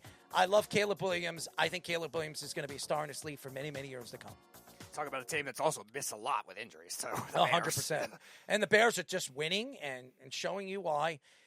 I'm not surprised they're here. As a matter of fact, they were one of the teams that was going to be my surprise team that could sneak into the playoffs. I did not think they were going to win the division as well because of what the Lions are and the Green Bay Packers and what they did in the offseason. But boy, oh boy, they're shocking everybody. But that's what makes football so fun, because this might be the first year that I can remember that we can't really make a decision on who's going to come out of the NFC and who's going to come out of the AFC. I think it's wide open. And that's what makes, I believe, this year the most interesting year when it comes to football than I've seen in the last 10 years. So dial it up, baby. That's all I'm going to say. All right, our NFL whip around. The whip around. All right, everybody, welcome back to the Whip Around. We got a bunch of stories. We're going to try to get through the entire Week 15 slate as fast as we can here at the end, starting with probably the most important game of the week. The Bills 35, the Patriots 31. This one was in Foxborough. So Drake May, just like we saw Julian Sayin fall out of the Heisman race, I don't think Drake May is going to end up winning the MVP after falling at home against Josh Allen, last year's MVP. Josh Allen, 19 of 28, 193, 3 touchdowns. James Cook, big game on the ground, 22 carries, 107 yards, 2 touchdowns rushing. Justin Knox had 2 receiving touchdowns for the Bills. Great game by Travion Henderson. Again, making me look smart in fantasy. Why? Because of one game? In the draft. Try 3 games this season. Oh, that he's been the top 3 running back in the league. Let him try to do it to my team this week, baby. I'm gonna run all over your team this week, but that's a whole other story. You want to put some? Your team is not going as good as they've been. You want to bet some money? Let's put some money on it. That's what we're doing. It's fantasy football. No, that's I'm talking literally about the money. I'm talking about $50. Well, I don't need to bet more money. Yeah. I'll tell you what. I'm gonna. You can tell me whatever you want, but I'm just gonna keep telling you about Travion Henderson's 148 yards, all right, you finish. 2 touchdowns. He had 2 receptions for 13 yards. Now the Bills are 10-4. The Pats are 11-3. They both have meaningful football to play for the next couple of games this season. Just so everybody knows, there's not a chance in hell Fish has to beat me. I'm just letting you guys know. Anybody that's tuning in that follows our league, I'm booking it. I'm booking it to the finals. There's not a chance in hell he has a chance of beating me. He's not beating me. I'm running right through. My team was 10-4. I remember the last time we played. Oh, that's right. I had 100 more points. It was the third week of the season. That's right. And I'm going to run all over you this week. Don't you worry, buddy. Don't you worry. I promise you, you're done. Your season is over. Over. By at least 30 points. By at least 30 points. At least 30 points. Yep. Okay. By at least 30 points. You can book it. Sure. Book it. I'd take that bet, Biff. Take a bet. Are you going to give me a 30-point spread on a bet for $50? I'm telling you I'm beating you, but I'm telling you I'm going to Are you going to give me a 30-point spread? You said you're going to win. For $50? You're going to win. You just said 30 points. Yeah, I think I'm going to win by 30 points. I'm not going to make a bet on it. Will you put $50 on a 30-point spread? How about I'll put $50 that I'm going to beat you? How about that? I'll put $50 I'm going to beat you. I'll take a 30-point spread, though. You're so sure of yourself. Bet. Put your money where your I'm mouth not sure of myself. It's fantasy football. You can end up with, like, I picked up, what's his face? Bill Krosky Merritt and started him in leagues and won because of him. Good luck on that. So nobody cares about, skill in this point of the season. All right. So if you think you're going to win, you said you're going to win. I think I've got a 50-50 shot. You don't chance. Just as good as anybody. You don't have a chance. So you don't have a chance. What do you think about this Bills team, though? I will tell you this. The Bills are going, I believe, all the way. It's the only team that I think in the AFC that's going to beat them, as good as the Chargers have played. They have too many injuries. I don't know if the Chargers are going to have enough, and you don't know if Herbert's going to be able to stay healthy for a run. So I'm going to count the Chargers out. The Broncos are one of the most overrated teams. I don't care what they did this week. They're overrated. They don't put enough points up. I don't know if they're going to be able to do it. The only team that really stands out to me that might be able to knock the Bills off is the Texans. If the Texans sneak in, which they could, and it's back and forth right now in a division that could go either way. If the Texans make it, they're the only team that I think could beat the Bills. I think the Bills have the best chance of going to the Super Bowl this year. That's all I'm going to say. I like May. It was back and forth. I love Vrabel on the sidelines, the snow. It was fun to watch. And I'll give you credit. Your running back actually played well. It might be his coming out party because that was his best game of the season. Besides that, I don't think the Patriots have any chance against a top team right now in the AFC. I think they might even lose. They might have the bye week. I don't know if they win the division. Right now it's the Broncos. So, but I think 2 teams get the bye, right? 1 team now. It's 7 teams. All right, so if the Patriots don't have the bye, they're in a lot of trouble. I think they could lose in the first round. So yeah, and we've talked about with the Bills for a while. They've been a good talent team. They just need to be a team of adversity for a while, and I think this is something like a 21-0 comeback they definitely could show from. Yeah, I think obviously that shows too, and I think Josh Allen still has something to prove, and I think this going into it, it's clicking at the right time, and I think this is the right time seeing what they did here, and obviously they have the right leader at the helm, so it'll be interesting to see if they can move forward with it and then take the momentum that they had from this week. I really, really hope that the Buffalo Bills go to the Super Bowl this year. It would be a great, great thing to see. I've been waiting for Josh Allen, and Josh Allen just got married and maybe wins the Super Bowl in the same year. This would be a great year for Josh Allen. Really would be. All right, let's move on to the next big game of the week, which was the Rams-Lions. 41-34. The Rams take that one. Big, explosive offense in that game. The Rams have really developed an impressive running attack.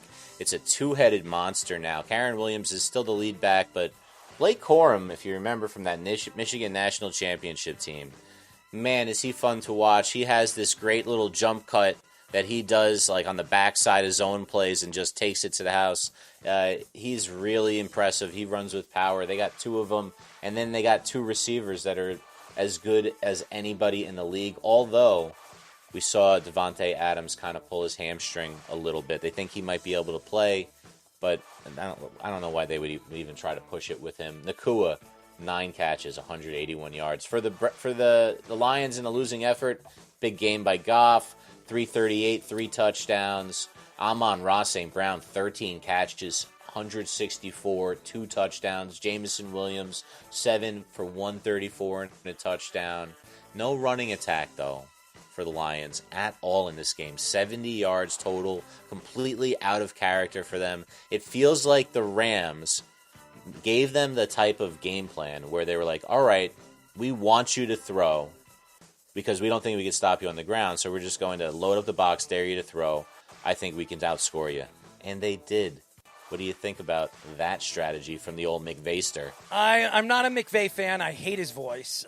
I hate him in the media room. He's got the most ridiculous voice. But McVay is a genius when it comes to the offensive side. And he has this player like Puka Nacua. It's just fun to watch. And I wouldn't be surprised now that Williams gets traded in the offseason. He's a piece that they can move. Now that you see Blake really take on that responsibility at maybe the number 1 guy, I could see Kyren Williams getting traded in the offseason to a team that's looking for a number 1 running back. Don't be surprised. Congratulations, by the way, to the Rams, who I think is the best team in the NFC right now. But watch out. If the Eagles sneak in, they're too talented to be this bad. But the Rams and the Eagles are still the 2 best teams right now in the NFC. And the Lions, they're going to fall short.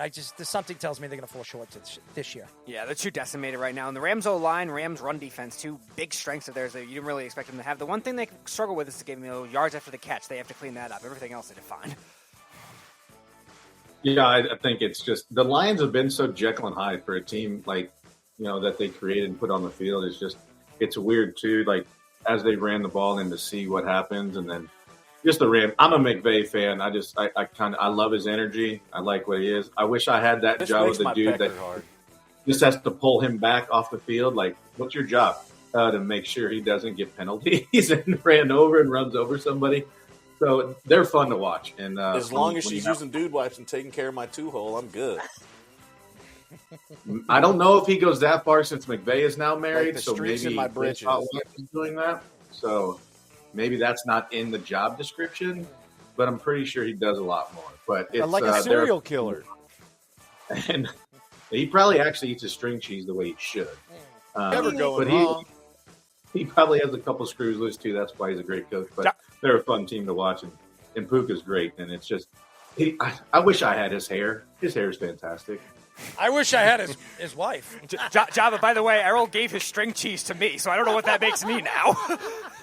I think that makes you an accessory. Yeah, you're an accomplice now. Yeah.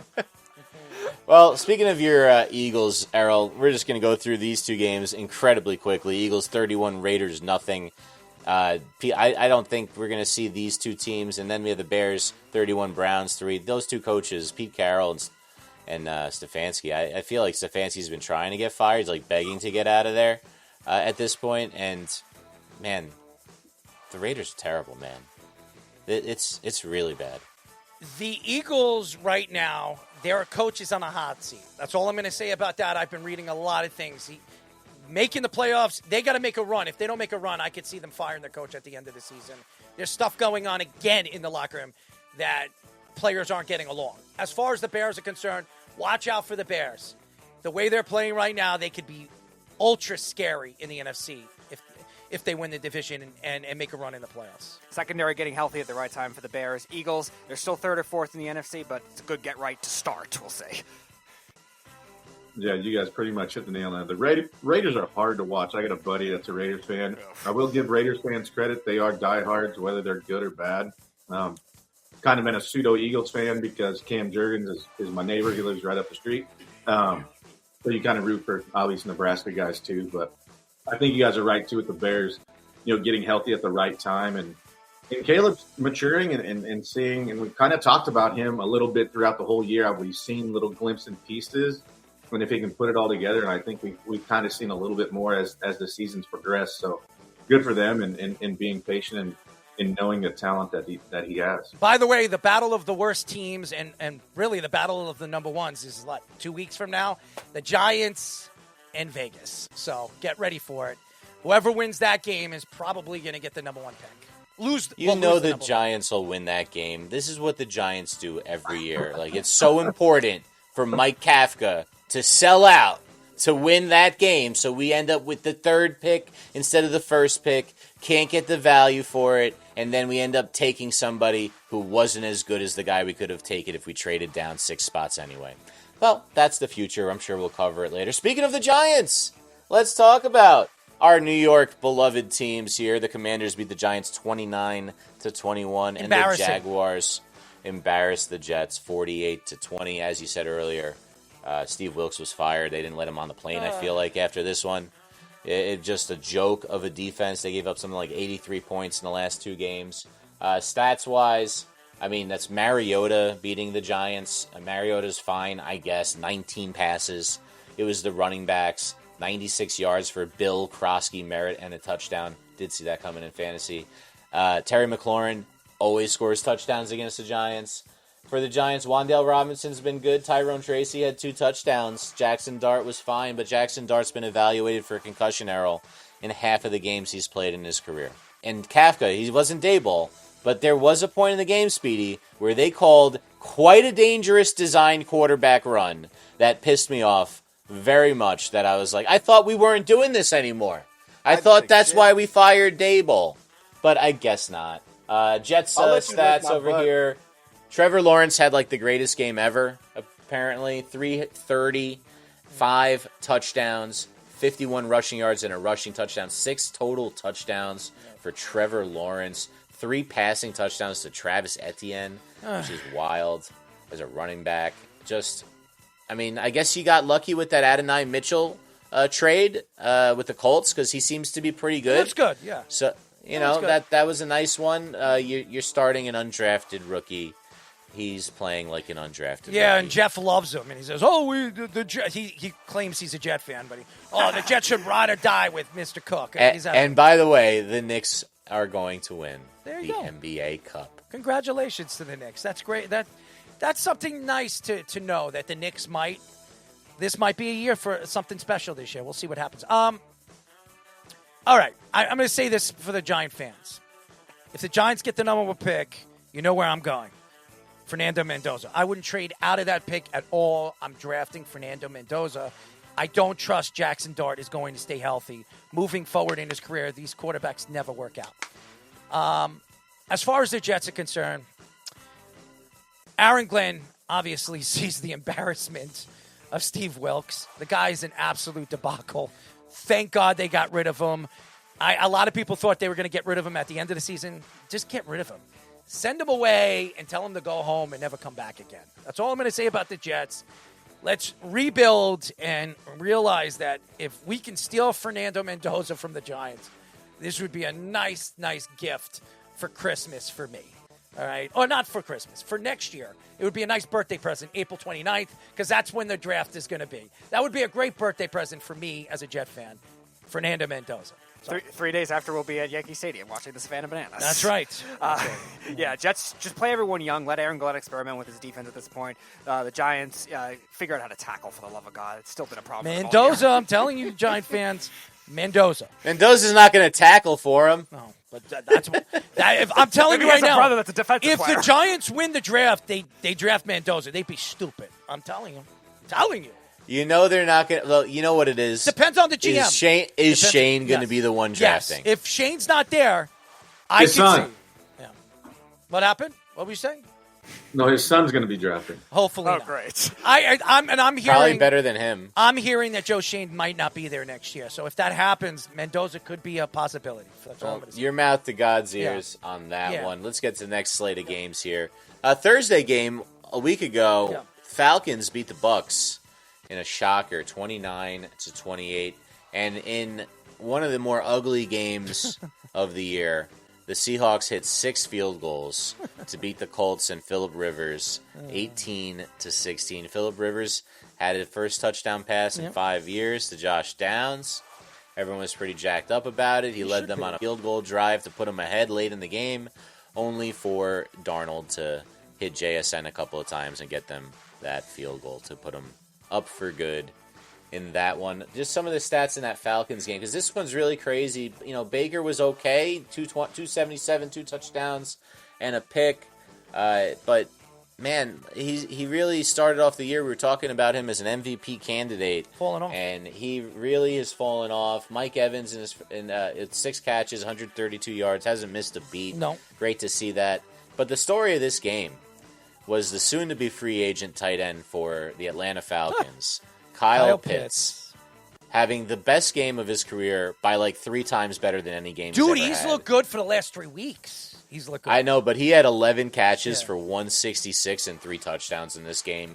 Absolutely absurd. I mean, Bijan Robinson's, is quietly having a great, like one of the best seasons in the league. 93 yards on the ground, 82 in the air on 8 catches. He had a touchdown rushing. Kirk Cousins, 373, 3 touchdowns. I'm going to say this. All you Buck fans, I'd be worried because even if they win the division, which they probably will, their defense has been horrible. They've been known for their defense. Todd Bowles should be fired. But Mike Evans could be the savior. Mike Evans is a beast, okay? And he's coming back. He's not healthy. He's injured. He's still going out there and going up for the ball and catching a ball like that.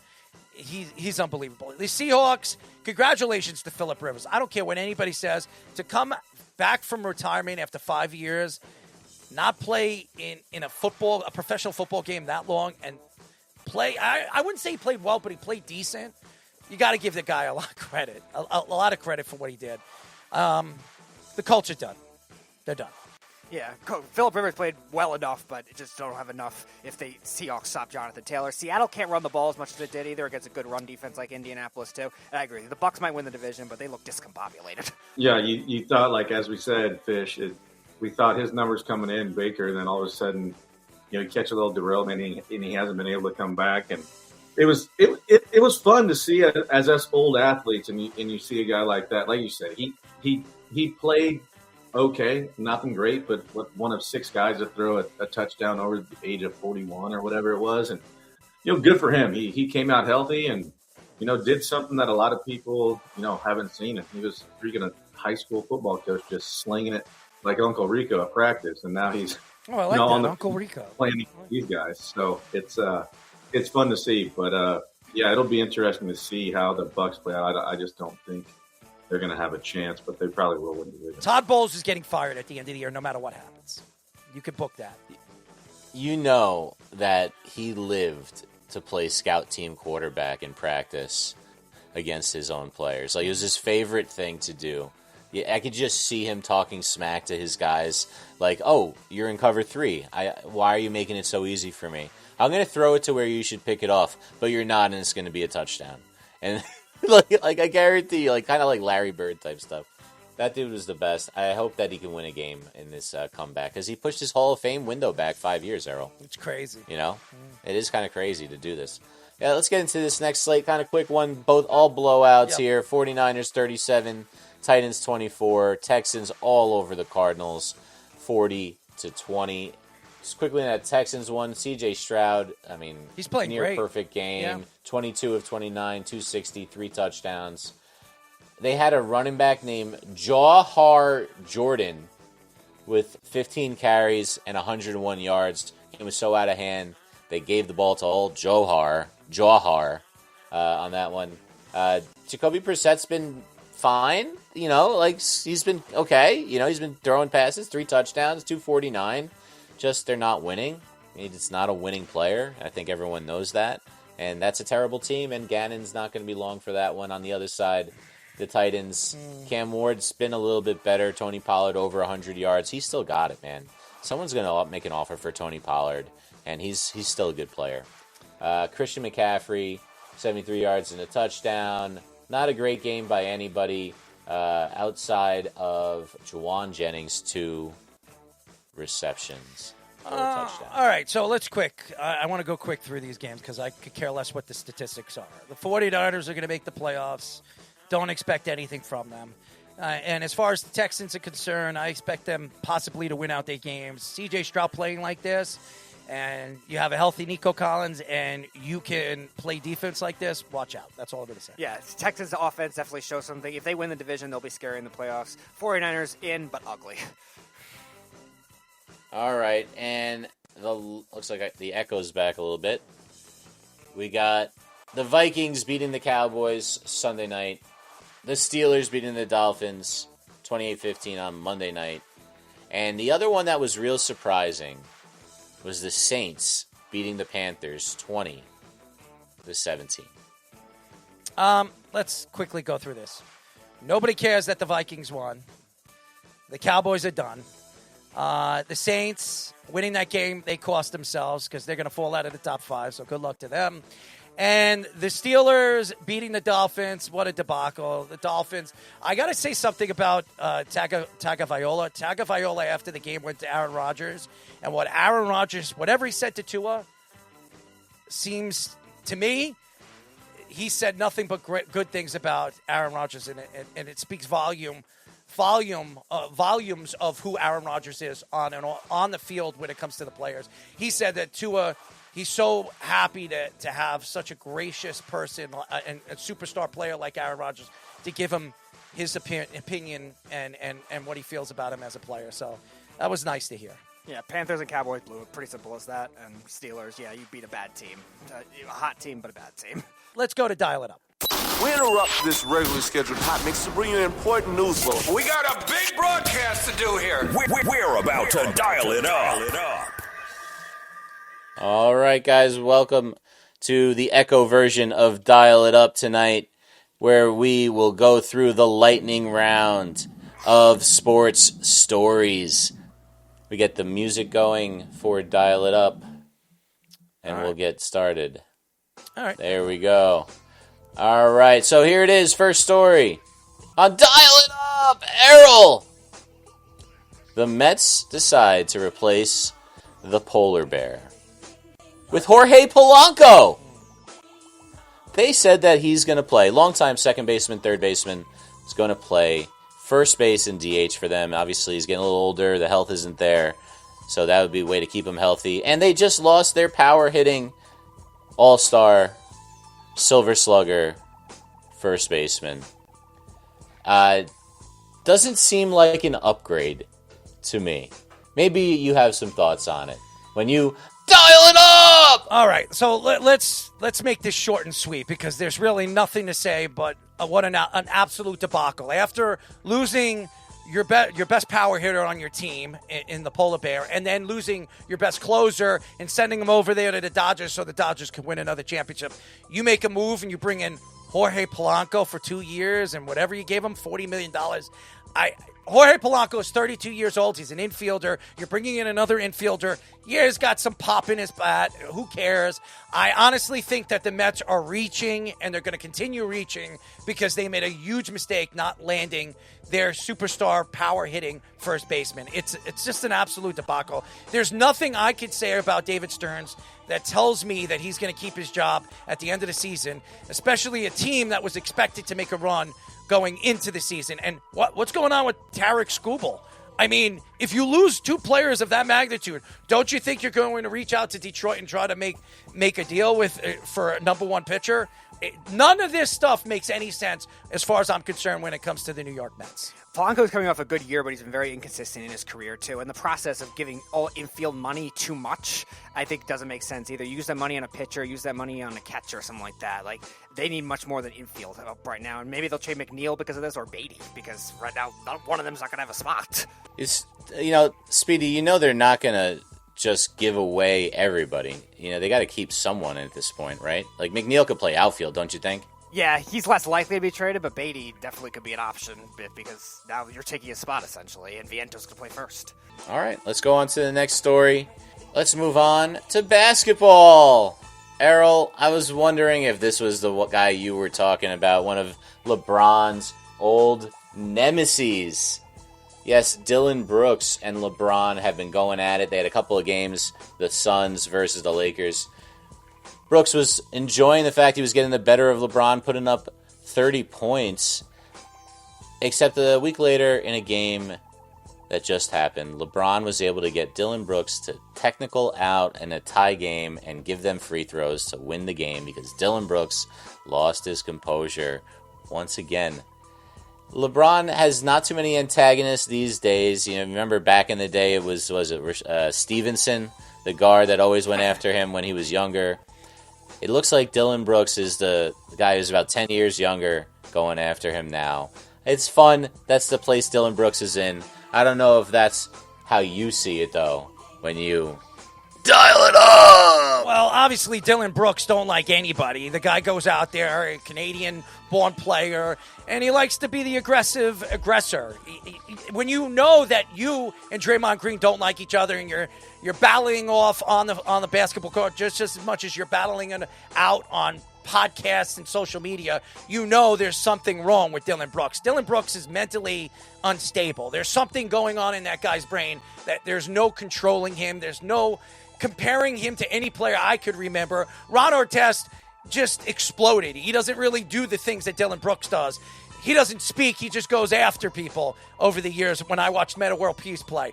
Dylan Brooks is just an out of control, discombobulated personality that really can't be controlled by coaches or players or teammates, and that's why he's never going to last where he is, and I don't think he's ever going to be able to keep composure, and eventually teams are just going to kick him out of the league because they can't control him. He's not Draymond. He's worse than Draymond Green because Draymond Green at least is a winning player, knows how to win and pressure people. This guy knows how to pressure people and piss people off enough that they're swinging at him and trying to kill him. So nothing tells me that this guy is ever going to last or have a long career in the NBA. Yeah, you're 100% correct. Dylan Brooks is not as good as Draymond Green because Draymond Green's not a selfish player. Dylan Brooks is. All he cares about is attention. He's a dirty player, and all he wants to do is he wants the cameras on him. He doesn't care about winning games as much as he cares about is him getting credit for helping winning the game. That's who he is. He did in the playoffs for the Grizzlies. There's a reason they didn't want him back. It's not because he's not talented, because he is. If he just wanted to stand in the corner and catch and shoot threes and defend, he could be very effective in the league. Ultimately, he wants to be a star, and he's not. And that hurts his feelings, so he gets all butthurt about LeBron. That said, people complain all the time about the league's gone soft and we want real rivalries again, and guys like Dylan Brooks. they instigate that, and now everyone goes after him. I think that's kind of soft. Like rivalries are fun. This is kind of fun, but Brooks is he's just nonsense. That's what he is. Right. Well, let's get to the next one here on the good one. And this one got updated in the middle of the show because after flirting with a fight with Jake Paul that ended up going to Anthony Joshua, Bud Crawford retired. Yes, it came out earlier today, that Jake Paul had agreed to fight Bud Crawford before he'd end up fighting Joshua. He'll fight on Friday this week on Netflix. Yay.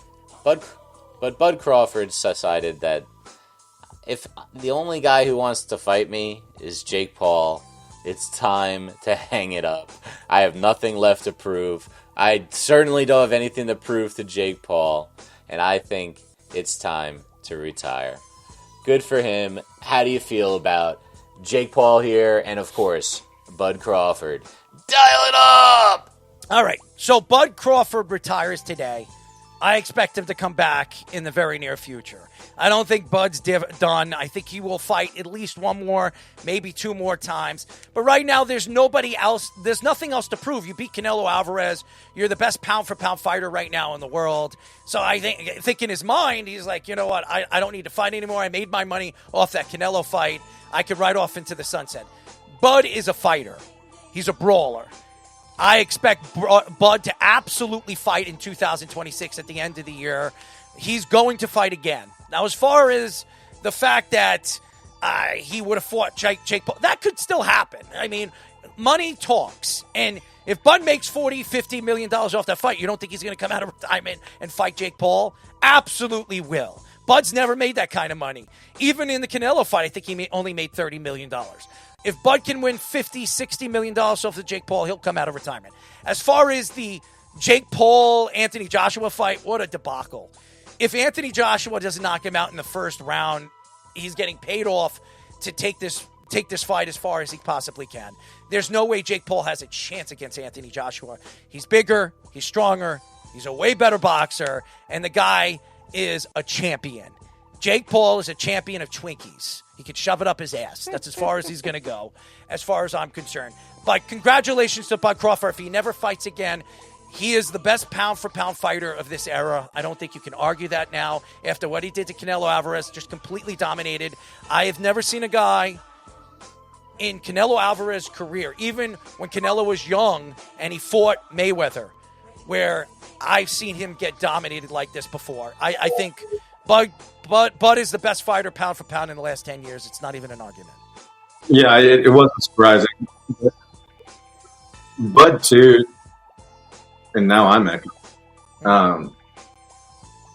But he doesn't have anything more to prove, and he always wanted to go out on top, proved everybody wrong, that the naysayers of what he has so much built in Omaha that he's trying to focus on that and do those things. So I think I wouldn't be surprised if he did fight again, but it's going to be a while because he wants to build up these younger fighters that he has in Omaha, and really what he's there to gain. But that $50 million payday isn't bad. So I don't think he entertains that as of now. But maybe a year down the road when he gets bored and he gets everything in line and builds some of these younger fighters that he has in Omaha, then it might be in the question. I would never throw anything out if you're going to throw 40 to 50 million at me. But he has a lot in the coffer right now with what he has built and the name recognition that he has now, that I think it's something where he's like, it's not worth it to me because now I'm going out on top the way I wanted to, and let me build up somebody else. And then, if I get bored and want to do it, then let's do it. Brady protected his offensive line, did right by them. Or did he? Well, it came out before the game on Fox Sports pregame show. Gronk and Michael Strahan start busting Brady's chops. Gronk put him on blast right away when they were talking about Christmas presents for the offensive line, saying Brady didn't just he gave luxury cars to his offensive line, but the guys that were there in unison respond every time, apparently. Yeah, for a 1-year lease. Yes, Tom Brady was giving his linemen 1-year leases of luxury cars as gifts. I don't think I've ever heard of that. Many people feel the same way. How do you feel? Dial it up! Tom, why are you being cheap? I mean, honestly, that's what I'm going to say. Leasing luxury cars? I don't care if you're paying a year's service. I can't own it. I don't own it. Why don't you go out there and buy me a buggy? Or go buy me a year 2024, whatever year you were buying or leasing these things. Get me a year after or a year before or 2 years before. I'd rather own the car. Why the hell are you leasing luxury cars? And by the way, when am I going to get a chance to drive it? Because during the regular season, I'm traveling from one place to another. I'm not even going to experience the luxury car except in the off season. So I don't know why he was leasing luxury cars. I think that was a cheap way out. Tommy boy, cheap. Tom Brady, the cheapest quarterback of all time. All right. So let's try to break it down. I don't know how cheap this is. Now, Jabba, let's try to do this math. And Jarrett is a math guy. And it's why part of the reason we haven't used your math skills. Let's see if we can put it to the test right now. Luxury car, what are we talking? $1,500 a month lease type of a deal or higher for a luxury car? Let's say fair $1,500. 12 months instead of a year. 1,500, 12, 30,000. Am I right about this? 18,000. 18,000. This is why we have cheap. So 18,000 times 5 offensive linemen. Cheap. 90,000. $90,000. This does not come off as cheap to me. Let me tell you something. Dak Prescott. I don't know if anybody knows this. Now, I watched Hard Knocks when the Cowboys were on it, and his offensive line that year, he bought them. What are those things? Those golf carts. Those golf carts. He bought all his offensive line like souped up golf carts were like $25,000, $30,000 each, and he bought every single one of them golf carts, and they owned it. They own those golf carts. So I'm just saying, if he's spending close to $20,000, souped on up guy, with systems and wheels, like nice, beautiful wheels and all that other stuff. I got to give Dak Prescott a little bit of credit. It's not about Dak Prescott. I'm talking about, is Brady cheap, or is this just a unique way to spend money?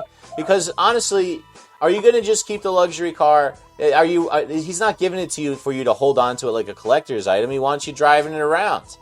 He wants everyone to know that I'm the guy that protects Tom Brady. Look at the luxury car Tom Brady gave me, and and the millions of Tom Brady that that he's got from whatever. I would have I would have rathered a nice little watch. Okay, that's what I would have rathered. I mean, Jared Goff last year. What was it? Jared Goff for his offensive line, he bought him Rolexes or something like that. I mean, I would rather a $40,000-$50,000 Rolex than an $18,000 lease for a luxury car. Purdy bought this year, and I don't know if it's leased or bought, but he bought all his O-line new cars. Yeah. Yeah, so like for not protecting him. I don't know. I think it's pretty funny. Immediately got a bunch of chops being busted on him by Gronk and everybody who knows him. Let's get to the last story. This is a good one too. Moving right into it. It's the great, now retired, John Cena. Yes, if you were watching Saturday Night Main Event, John Cena lost his last match, which is the right thing to do, as they say in the business, to go out on your back, putting over the next great talent. Who did he lose to? He lost to Gunther. If you don't know anything about Gunther, you are missing out. He is awesome. Big German bad guy. He can do every power move, and he's just scary as hell. He does a great job. John Cena, who never give up, was his slogan forever, tapped out for the first time in his last match, symbolically, kind of smiling as he did it in his retirement. 17-time champion, the most of all time. The GOAT, as some would say, not perhaps me. John Cena. Errol, dial it up! All right, you said tap out on his back, and the guy's name is Gunther. That's all I got to say. Gunther. Yeah, it's a German name. That's a normal German name. All right, I'm a little scared. Tap out on his back, and name Gunther. I mean, it's a sexual term of just absolute disgustingness. You are the only person in the entire world that took it that way. Well, I just want you to know. I'm just letting you know that's my way Literally, of taking it. on the planet of Earth, you're the only one. I saw him get choked out in a rear naked chokehold. What does he call that? That chokehold? That sounds worse, what you just said. Well, that's what it was Gunther. called. It's rear naked chokehold. I wasn't a wrestling fan when John Cena was at the top of his game. What I do know is he has really transitioned his career in the movie business. He's one of the best when it comes to foundations and raising money and helping out young kids and kids that need a little bit of help, when it comes to money and some things that, over the years that people, organizations and people that stand for, an organization and grow a foundation. I think that John Cena is one of the best at doing that. And I've heard that he's been very gracious every time. What do they say he does more than anybody does? Make-A-Wish. Make-A-Wish Foundation. He has more appearances than anybody. Over 650. Yeah, so he's had over 600. most ever. So he's had over 650 Make-A-Wish appearances, and that's pretty amazing, the type of person that he is. I don't think I could say anything bad about John Cena. I think what he stands for as an athlete, and walking away from wrestling is not easy, but I did hear recently, John Cena follows me on social media, by the way. What I did hear about John Cena is John Cena said that he's had back problems and he's had so many surgeries, and he wants to eventually have a chance to spend some time with his children and raise his kids, that he can walk and actually spend some time with them and play sports with them. So he said him tying his shoes is something that he wants to do in the future, and that's why he's walking away from the sport. So congratulations to John Cena. It's a great story and great career from one of the all-time greats. I'm just going to say, as someone who solely grew up, watching John Cena, I can remember the first time I ever watched John Cena was on an episode of Raw. And I only used to watch SmackDown because back during the day, I can only stay up later on the weekends for Friday Night SmackDown. That's when I got into a big Rey Mysterio guy, Batista, Undertaker, all those guys on SmackDown. But it wasn't until I remembered one of the days I stayed up late and watched Monday Night Raw. And around the time John Cena was beefing with Sheamus, who had one of his first few matches, of course. Is that pale white guy? He is very, very extremely pale. Recently, he's gotten a little bit, I would say, somewhat tan, but starting off Sheamus, man, was he pale. But just going quickly through it, just seeing someone like John Cena, this generational talent really take my love for the sport to the next level. I loved watching WWE. I loved watching, like I said, SmackDown. But just watching John Cena and everybody just hearing his music play, hearing the fans and the crowds rally behind him. There's been generational talent. You look at Hulk Hogan, Andre the Giant, Stone Cold, people that really draw a crowd. But damn, nobody drew a crowd like Cena. The way Cena carried this generation of wrestling through the PG era, through this whole entire era, for the last 23 years is something to truly remember. So I know I came on the What's That Smell last week, kind of somewhat degrading the retirement run, as it could have been a little bit better. I think everybody agrees with that. But nobody could take away the fact that 23 years, we've had one of the greatest to ever do it in the wrestling ring, John Cena. So enjoy your retirement, Cena. John Cena was the WWE champion when I first started watching wrestling, and I was never a John Cena fan at all, personally. But what I will say about him is no one played the role and did the job of the top good guy better than John Cena. What he did outside the ring is with Make-A-Wish that is the best, top babyface thing you can do. He lived it. He lived his life like that, and he went out the right way. You put over guys on your way out, and that's what he did. And he made an absolute star, and a guy who is honestly one of the 3 or 4 best wrestlers on the entire planet right now in Gunther. So credit to him, and a golf clap on his way out. Well done. Good career. Yeah.